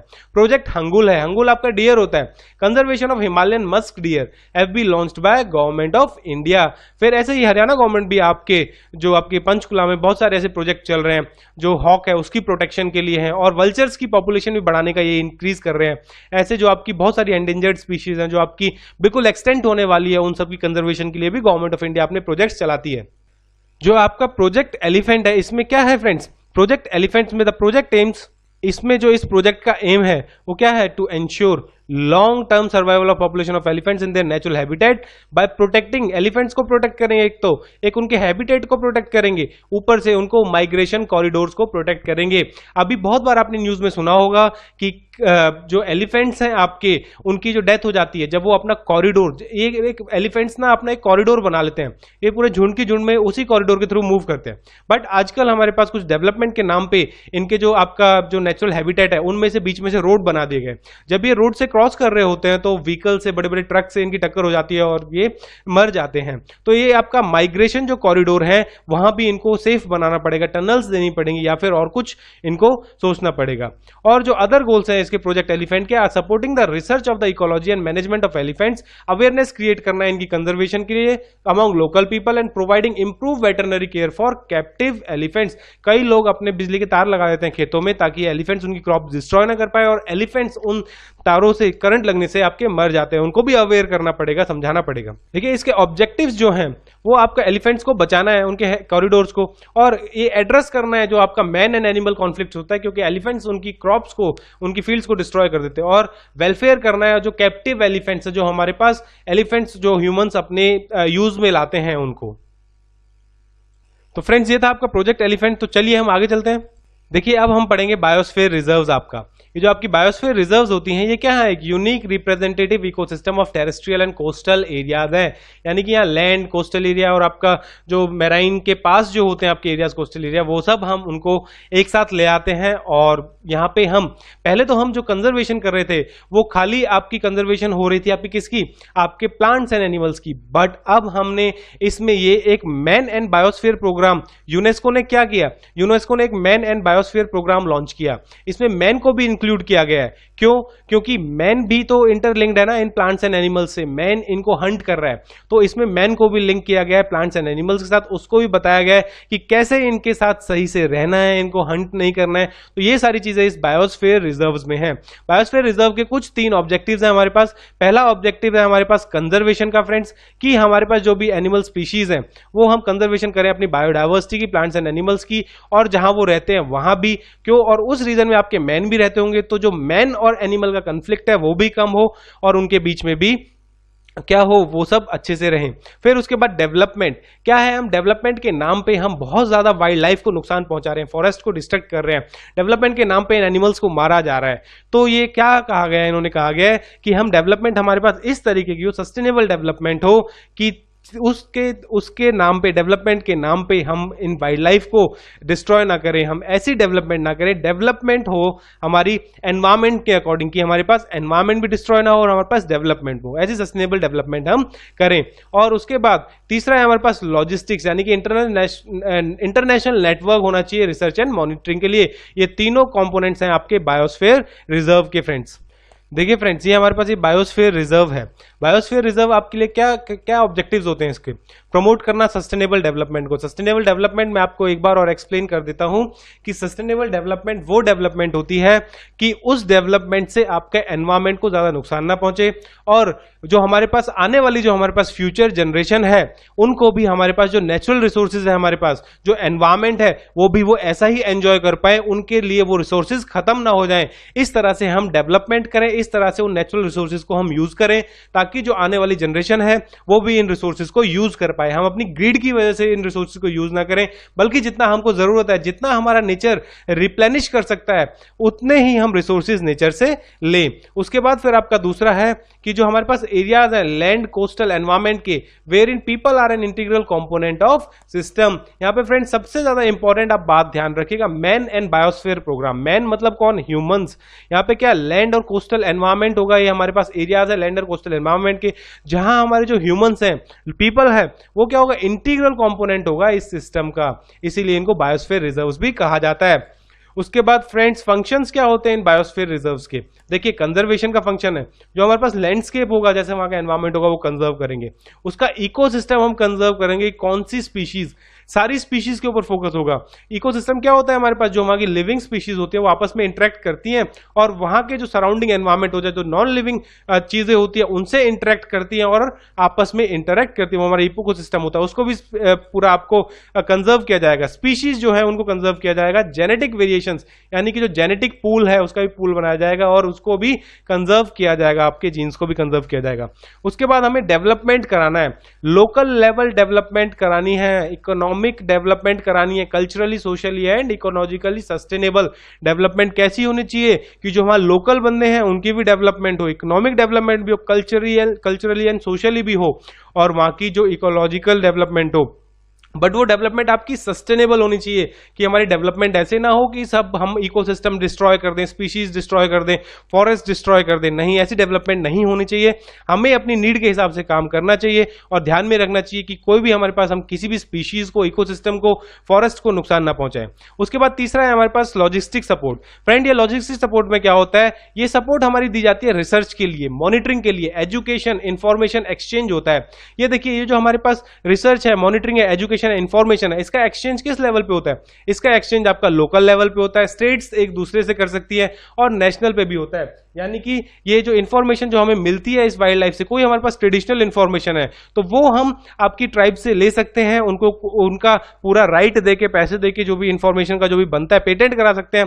और इस कंजर्वेशन के लिए जो बायोस्फीयर रिजर्व्स हमने बनाई है, एनिमल्स प्लांट्स की कंजर्वेशन के लिए, एक सस्टेनेबल डेवलपमेंट के लिए, ये इन्फॉर्मेशन हम शेयर कर सकते हैं दूसरी कंट्रीज के साथ भी। और global issue of conservation and development, ये सब मैंने आप जो अभी आपको बताया है। ये होते हैं फ्रेंड्स आपके बायोस्फीयर रिजर्व्स, ये होता है इनका ऑब्जेक्टिव और फंक्शंस। फ्रेंड्स ये देखिए जो मैंने आपके यहाँ पे बनाया हुआ ये फिगर है, ये है आपकी बायोस्फीयर रिजर्व। कोई भी बायोस्फीयर रिजर्व होती है तो उसका क्या होता है, उसके 3 रीजन्स होते हैं। जो सबसे अंदर वाला होता है वो आपका कोर रीजन होता है। जो उसके बाहर वाला रीजन होता है, जो ये वाला रीजन आपको दिख रहा है, ये कोर को प्रोटेक्ट करने के लिए इसको बोलते हैं बफर रीजन। और जो लास्ट वाला आपका जो ये बिल्कुल आउटर सर्कल आपको दिख रहा है, इसको बोलते हैं ट्रांजिशन। यानी कि यहां से हम एक नेचुरल, आप बाहर नॉर्मल एनवायरमेंट में, और इसके अंदर अगर हम जाएंगे ट्रांजिशन रीजन है, फिर हम चले जाएंगे बायोस्फीयर के मेन रीजन में, बफर रीजन में। तो क्या होता है यहाँ पे आपका कोर में क्या चीजें होती हैं? कोर में आपकी कोई भी एक्टिविटी अलाउड नहीं होती, खाली रिसर्च अलाउड होती है, जिससे कि जो कोर के अंदर जो आपकी स्पीशीज है, एंडेमिक स्पीशीज होती है प्लांट्स एंड एनिमल्स की, वो आपकी उस रिसर्च से उन स्पीशीज को हम प्रोटेक्ट कर सके, उनको आगे जाके उनकी पॉपुलेशन में इंक्रीज ला सके, वैसी वाली रिसर्च यहाँ अलाउ होती है। बाकी कोई एक्टिविटी अलाउ नहीं होती। ये जो रिसर्च होती है यहाँ पे, ये आपके इफेक्ट नहीं करती आपके natural process and wild life को। कोई भी एक्टिविटी ऐसी नहीं होती जो आपके कोई भी नेचुरल प्रोसेस और आपके वाइल्ड लाइफ को, प्लांट एंड एनिमल्स को डिस्टर्ब वहां करे। और इस कोर में आपका ह्यूमन का कोई भी इंटरफेरेंस नहीं होता है। उसके बाद आता है आपका ट्रांजिशन जोन। फ्रेंड्स ये बफर जोन पढ़ते हैं, बीच वाला जो जोन है जो कोर को प्रोटेक्ट करता है। बफर जोन में आपकी लिमिटेड रिक्रिएशन अलाउड है, आपकी लिमिटेड टूरिज्म अलाउड है, limited fishing, limited grazing. Buffer zone में इस वजह से चीजें अलाउड कर रखी हैं क्योंकि ताकि जो ये बफर जोन में ये सारी चीजें हो जाएं और कोर पे हमारा कोई भी प्रेशर ना आए। रिसर्च और एजुकेशनल एक्टिविटीज यहाँ बफर जोन में आपकी अलाउड होती हैं। और ये जो आपकी लिमिटेड रिक्रिएशन, टूरिज्म, फिशिंग और ग्रेजिंग है, ये आपकी अलाउड है, बट विद द परमिशन। जो भी वहां का ऑफिसर होता है, वाइल्ड लाइफ वार्डन होता है, उसकी परमिशन के बिना ये सब चीजें अलाउड नहीं होती हैं, उसकी परमिशन लेनी पड़ती है। फिर जो लास्ट जोन आता है हमारे पास, यहाँ ट्रांजिशन जोन है। ये जो हमारे पास बाहर वाला जोन है, यहाँ पे आपके ह्यूमंस की सेटलमेंट हो सकती है, यहाँ पे आप क्रॉप का लैंड क्रॉपिंग कर सकते हो, मैनेज्ड फॉरेस्ट हो सकते हैं, यहाँ पे रिक्रिएशन एक्टिविटी एंड टूरिज्म आराम से कर सकते हो, उसके लिए आपको परमिशन की जरूरत नहीं होती। तो फ्रेंड्स ये था सारा आपका बायोस्फीयर रिजर्व्स के बारे में। फ्रेंड्स क्या होता है कि जो इंडियन गवर्नमेंट ने अभी कितने हमारे पास टोटल बायोस्फीयर रिजर्व्स हैं, हमारे पास 18 बायोस्फीयर रिजर्व्स हैं इंडिया में। किस लिए? विच प्रोटेक्ट, ये प्रोटेक्ट करते हैं हमारे पास larger area of natural habitat than a typical national park and animal sanctuaries. जो है हमारे पास वाइल्ड लाइफ सेंचुरीज होती है और नेशनल पार्क्स होते हैं, बायोस्फीयर रिजर्व से बहुत ज्यादा छोटे होते हैं। और बायोस्फीयर एंड ऑफन इंक्लूड्स 1 और मोर नेशनल पार्क्स और preserves along with buffer zones that are open to some economic uses. क्या होता है यहाँ पे आपके बायोस्फीयर रिजर्व इतने बड़े होते हैं कि बायोस्फीयर रिजर्व खुद इंक्लूड कर लेते हैं आपके एक दो नेशनल पार्क या वाइल्ड लाइफ सेंचुरीज, इसमें एक से ज्यादा आ जाती हैं। Protection is guaranteed not only to flora and fauna, खाली प्लांट्स और एनिमल्स को प्रोटेक्ट नहीं किया जाता है इस प्रोटेक्टेड रीजन में, but also to the human communities. Human communities को भी प्रोटेक्ट करते हैं ये। जैसे जो आपकी ह्यूमन कम्युनिटीज फॉरेस्ट में कौन रह रही होगी, जो इन रीजन्स में रहती हैं, एंड कौन सी होती है, वो ट्राइब्स वगैरह होंगी जो इस रीजन्स में होती हैं, उन ट्राइब्स वगैरह को भी प्रोटेक्ट करते हैं, उनके हैबिटेट को प्रोटेक्ट करते हैं जो वहां रहती है, और उनके वेज ऑफ लाइफ, उनके जीने के जो तरीके हैं उनको भी यहाँ प्रोटेक्ट करते हैं। ये डिफरेंस है यहाँ पे बायोस्फीयर रिजर्व्स में, वाइल्ड लाइफ सेंचुरीज और नेशनल पार्क्स में। फ्रेंड्स एक काम और कीजिए आप, यहाँ पे जो आपका ये देखा रखा है, ये हमारी 11 बायोस्फीयर रिजर्व्स हैं इंडिया की। मैंने आपको बताया था टोटल हमारे पास 18 बायोस्फीयर रिजर्व्स हैं, बट ये जो 11 बायोस्फीयर रिजर्व्स हैं ये हमारा किसका पार्ट है? ये हमारा खाली बायोस्फीयर रिजर्व्स ही नहीं है, ये हमारा world network of biosphere reserves का पार्ट है। किसका? World network of biosphere reserves का पार्ट है, based on UNESCO man and biosphere programme. ये 11 जो बायोस्फीयर रिजर्व है उसके अंदर आती हैं। कौन कौन सी है? नीलगिरी है हमारे पास, जो कि तमिलनाडु, केरला एंड कर्नाटका तीनों स्टेट्स को कवर करती है। ये नीलगिरी हमारे पास ईयर 2000 में आई थी, सबसे पहले जो बायोस्फीयर रिजर्व हुई थी हमारे पास, बनी थी, वो नीलगिरी ही थी। उसके बाद गल्फ ऑफ मन्नार है जो कि हमारे पास तमिलनाडु में पाई जाती है। सुंदरबंस वेस्ट बंगाल। नंदा देवी जो बायोस्फीयर रिजर्व है फ्रेंड, ये हमारे पास उत्तराखंड में है। नौक्रैक इज इन मेघालय, याद रखना नौक्रैक कहाँ है आपकी? मेघालय में है। पंचमरी आपकी कहाँ है? मध्य प्रदेश में है। सिमलीपाल बायोस्फीयर रिजर्व आपकी उड़ीसा में है। ग्रेट निकोबार रिजर्व आपकी अंडमान निकोबार से ही समझ जाना फ्रेंड्स, आपके अंडमान एंड निकोबार में पाई जाएगी आपकी। और ये देखिए ग्रेट निकोबार रिजर्व आपकी कहाँ पाई जाती है? क्या है, ग्रेट निकोबार रिजर्व है आपकी। यहाँ देख लीजिए, ये ग्रेट निकोबार रिजर्व आपको ये दिख रही है, अंडमान एंड निकोबार का कितना पोर्शन कवर करती है। फिर ये जो आपकी अचानक अमरकंटक बायोस्फीयर रिजर्व है आपकी, ये आपकी छत्तीसगढ़ मध्य प्रदेश में। Kanchenjunga is in Sikkim. Agasthyamalai biosphere reserve is in Kerala. ये देखिए आपके अगस्त्यमलाई जो बायोस्फीयर रिजर्व है आपका, ये आपका केरला का कितना पार्ट इंक्लूड कर लेती है। उसके बाद फ्रेंड्स आपका फिर हम दिखाते हैं आपको जो नीलगिरी बायोस्फीयर रिजर्व्स है आपकी, वो आपकी 3 स्टेट्स में आती है, तमिलनाडु, केरला एंड कर्नाटका। चलिए ये तो हो गए हमारे पास 11 बायोस्फीयर रिजर्व्स। याद रखिएगा कभी कभी आपको पूछ लेंगे उन रिजर्व्स को बताइए, आपको 4-5 ऑप्शन दे दिया और आपको बोल देंगे कि इनमें से सिलेक्ट कीजिए, इन रिजर्व्स में से, बायोस्फीयर रिजर्व्स में सिलेक्ट कीजिए जो कि इंडिया की world network of biosphere reserves में के अंडर आती है, world network of biosphere reserves के अंडर आती हैं, जो कि आपके UNESCO man and biosphere programme के अंदर आता है। तो यही 11 हैं, और अगर उन 7 में से आपको कोई ऑप्शन में दे दी जाए तो उन 7 को सिलेक्ट मत करना फ्रेंड्स, इन्हीं 11 पे फोकस करना। तो चलिए और सारी हम बायोस्फीयर रिजर्व्स देख लेते हैं, जो हमारी 7 बची हैं, टोटल 18 हैं हमारे पास, और हम वो भी देख लेते हैं। फ्रेंड्स बाकी सारी आप यहाँ से पढ़ लीजिएगा जो भी आपकी बायोस्फीयर रिजर्व्स हैं, मैंने आपको विकिपीडिया से भी दिखाया था। बाकी आप ये एक बार एनसीईआरटी से कंफर्म कर लीजिएगा, जो बोल्ड लेटर्स में आपकी ये आपकी जो मैंने अभी 11 बताई थी बायोस्फीयर रिजर्व्स हैं आपकी, मैन एंड बायोस्फीयर जो प्रोग्राम में है आपकी, और बाकी सारी देख लेगा। मैं आपको एक बार मैप में दिखा देता हूँ। ये देखिए आपकी, ये आपका मैप है, यहाँ मैप में आप देखिए, ये आपकी नंदा देवी उत्तराखंड में है, कंचनजंगा सिक्किम में है, दिहांग दिबांग आपके अरुणाचल में है, दिब्रू शिखावो आपकी असम, मनस असम, नौकरेक मेघालय, सुंदरबन वेस्ट बंगाल, सिमलीपाल उड़ीसा, अचानकमार अमरकंटक और पंचमरी दोनों आपकी मध्य प्रदेश में है। और उसके बाद आपकी कौन सी बस्ती है, उसके बाद आपकी नीलगिरी बस्ती है। ये देखिए नीलगिरी आपकी तीनों स्टेट्स में आती है। गल्फ ऑफ मन्नार आपकी तमिलनाडु, अगस्त्य मलाई भी आपकी यहाँ है, और उसके बाद एक जो आपका कौन सा है, ग्रेट निकोबार में आपका क्या है, आपका एक और ग्रेट निकोबार में आइलैंड है फ्रेंड्स, एक आपकी वहां पे भी है। उसके बाद देखिए हम पढ़ते हैं नीलगिरी बायोस्फीयर रिजर्व के बारे में, हमारे पास कुछ दिया हुआ है।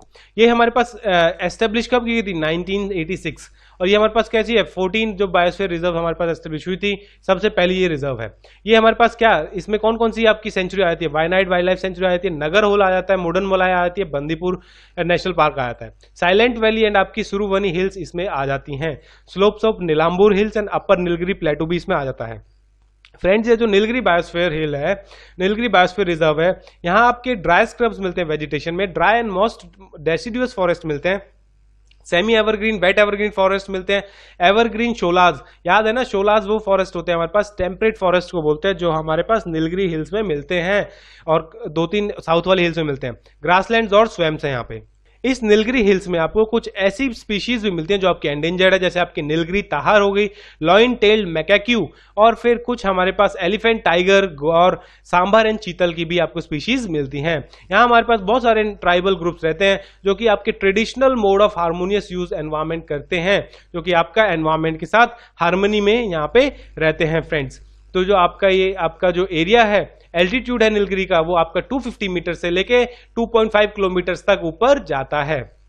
उसके बाद फ्रेंड्स आपकी जो सेकंड बायोस्फीयर रिजर्व है नंदा देवी, जो आपकी उत्तराखंड में पाई जाती है, ये आपकी चमोली डिस्ट्रिक्ट्स, अमोरा, पित्तौरागढ़ और बागेश्वर डिस्ट्रिक्ट्स में बनती है। यहाँ पे आपको जो फॉरेस्ट टाइप मिलते हैं वो टेम्परेट फॉरेस्ट टाइप मिलते हैं, क्योंकि उत्तराखंड में आपके हिमालयाज हैं और वहां पे आपका क्या है, वहां पे आपकी हाइट होती है थोड़ी सी। तो silver weed and orchids like lady folly यहाँ पे आपको ऐसी स्पीशीज मिलती हैं। फिर आपको जो स्पीशीज मिलती हैं वो आपको रोडेंड्रॉन जैसी स्पीशीज मिलती हैं। और जो एनिमल्स में snow leopard, black bear, brown bear, snow leopard आपको कहाँ मिलेगा, आपको हायर एल्टीट्यूड में मिलेगा, स्नो वाले रीजन में मिलेगा। Musk deer, snow cock and golden eagle and black eagle आपको यहाँ पे मिलते हैं। बट यहाँ पे ये क्या है, इसको मेजर थ्रेट क्या है इस इकोसिस्टम को, endangered plants and animals for medicinal use और फॉरेस्ट फायर्स एंड पोचिंग। इन जो प्लांट्स और एनिमल्स हैं इनको मेडिसिनल यूज के लिए बहुत ज्यादा पोच किया जा रहा है, हंट किया जा रहा है, फॉरेस्ट फायर्स होती हैं, ये सब इसको थ्रेट है। फिर हम पढ़ते हैं सुंदरबन की बायोस्फीयर रिजर्व्स। जो सुंदरबन की बायोस्फीयर रिजर्व है वो सब आपको पता है, मैंने दिखाई है आपको, वेस्ट बंगाल में है। और लोकेशन देखनी हो तो एक बार आप इसको मैप में जाके देख लीजिएगा कि आपका ये सुंदरबन कहाँ पड़ता है। ये आपके स्वैम्पी डेल्टा, एक रिवर गंगा में पड़ता है फ्रेंड्स। यहाँ पे आपको मैनग्रोव फॉरेस्ट मिलते हैं और ये मैनग्रोव फॉरेस्ट के साथ आपके रॉयल बंगाल टाइगर्स यहाँ पे रहते हैं। स्वैम्प्स और फॉरेस्टेड आइलैंड्स यहाँ पे हैं। जो रूट होती है इन मैंग्रोव फॉरेस्ट की, ट्री प्रोवाइड करती है safe homes for a large number of species from fish to shrimp. और इनकी जो रूट्स होती है न्यूमेरिटोफोर्स उन्हें कहा जाता है, वो आपके पानी के बाहर आ जाती है सांस लेने के लिए। ऐसे एनवायरमेंट से, इस एनवायरमेंट से सलाइन जो वाटर होता है, ब्रैकिश वाटर होता है, उसके उस एनवायरमेंट में ट्रीज अडेप्ट कर जाते हैं। यहाँ पे जो टाइगर्स होते हैं इन पार्क्स में, वो अच्छे से स्विम करते हैं, उनको गुड स्विमर्स कहा जाता है। वो हंट करते हैं अपने preys such as chital deer, barking deer, wild pig and even macaques, ये भी यहाँ पे आपको मिलते हैं फ्रेंड्स। उसके बाद जो लास्ट जो हमारे पास बायोस्फीयर रिजर्व बची है वो है हमारे पास गल्फ ऑफ मन्नार। ये वर्ल्ड की one of the richest region है जहां पे आपकी मैराइन बायोडाइवर्सिटी मिलती है। यहाँ पे आपके 21 आइलैंड्स ये कंप्राइज करती है। एस्चुरीज हैं, बहुत सारे बीचेस हैं, फॉरेस्ट है, near shore environment, sea grasses, coral reef, salt marshes and mangroves, यहाँ सारी चीजें मिलती हैं आपको। यहाँ पे आपको 3600 प्लांट्स एंड एनिमल्स की स्पीशीज मिलती हैं जो कि आपके ग्लोबली एंडेंजर्ड है। और मोस्ट इंपॉर्टेंट उसमें से आपकी है सी काओ, जिसको हम ड्यूगोंग बोलते हैं। उसके बाद 6 मैनग्रोव स्पीशीज भी यहाँ पे एंडेमिक पाई जाती हैं पेनिनसुलर इंडिया में, जो कि आपकी यहाँ पे एंडेंजर्ड है। तो फ्रेंड्स, इसके साथ ही हमारा आज का चैप्टर होता है खत्म। और आई होप कि आपको जो मैंने इस चैप्टर में समझाया है वो आपको सब कुछ समझ में आया होगा, कॉन्सेप्चुअल क्लैरिटी हुई होगी कि कैसे कैसे कौन कौन से फॉरेस्ट कहाँ पे पाए जाते हैं। माउंटेन फॉरेस्ट आपको समझ में आए होंगे, शो लॉज, एंड उसके बाद वाइल्ड लाइफ में आपको वाइल्ड लाइफ प्रोटेक्शन एक्ट, ये सब चीजें आपको समझ में आई होंगी फ्रेंड्स। आई होप कि ये लेक्चर आपको बहुत अच्छा लगा होगा। अगर आपको यहाँ इस लेक्चर में सब कुछ समझ आया है, कंसेप्ट क्लियर हुए हैं, तो प्लीज लाइक कीजिए, हमारी इस वीडियो को शेयर कीजिए, सब्सक्राइब कीजिए और मुझे कमेंट करके बताइए आपको ये लेक्चर कैसा लगा और क्या हम इंप्रूव कर सकते हैं। तो फ्रेंड्स, मुझे कमेंट करके बताइए, मैंने आपको पढ़ाया है कि हमारे पास वाइल्ड लाइफ प्रोटेक्शन एक्ट में, कमेंट में मुझे बताइए हमारे पास वाइल्ड लाइफ प्रोटेक्शन एक्ट में कितने शेड्यूल्स हैं, गवर्नमेंट ने कितने शेड्यूल्स बनाए हैं और उसमें कौन से शेड्यूल में हमारे पास एंडेमिक प्लांट्स के लिए जगह दी है। और ये भी मुझे बताइए कि कौन से शेड्यूल में आपके वर्मिन एनिमल्स, जिन एनिमल्स को हम हंट कर सकते हैं, वो कौन सा शेड्यूल है जिसमें हमारे वर्मिन एनिमल्स पाए जाते हैं जिनको हम एनिमल्स को हंट कर सकते हैं, और वो कौन सा शेड्यूल है जिसमें हमारे पास एंडेमिक प्लांट्स को रखा गया है, उनकी कल्टीवेशन नहीं कर सकते उन प्लांट्स की हम, ना उन प्लांट्स को हम उगा सकते हैं, ना उन्हें काट सकते हैं। वो शेड्यूल ये दोनों शेड्यूल मुझे आप कमेंट्स में बताइए।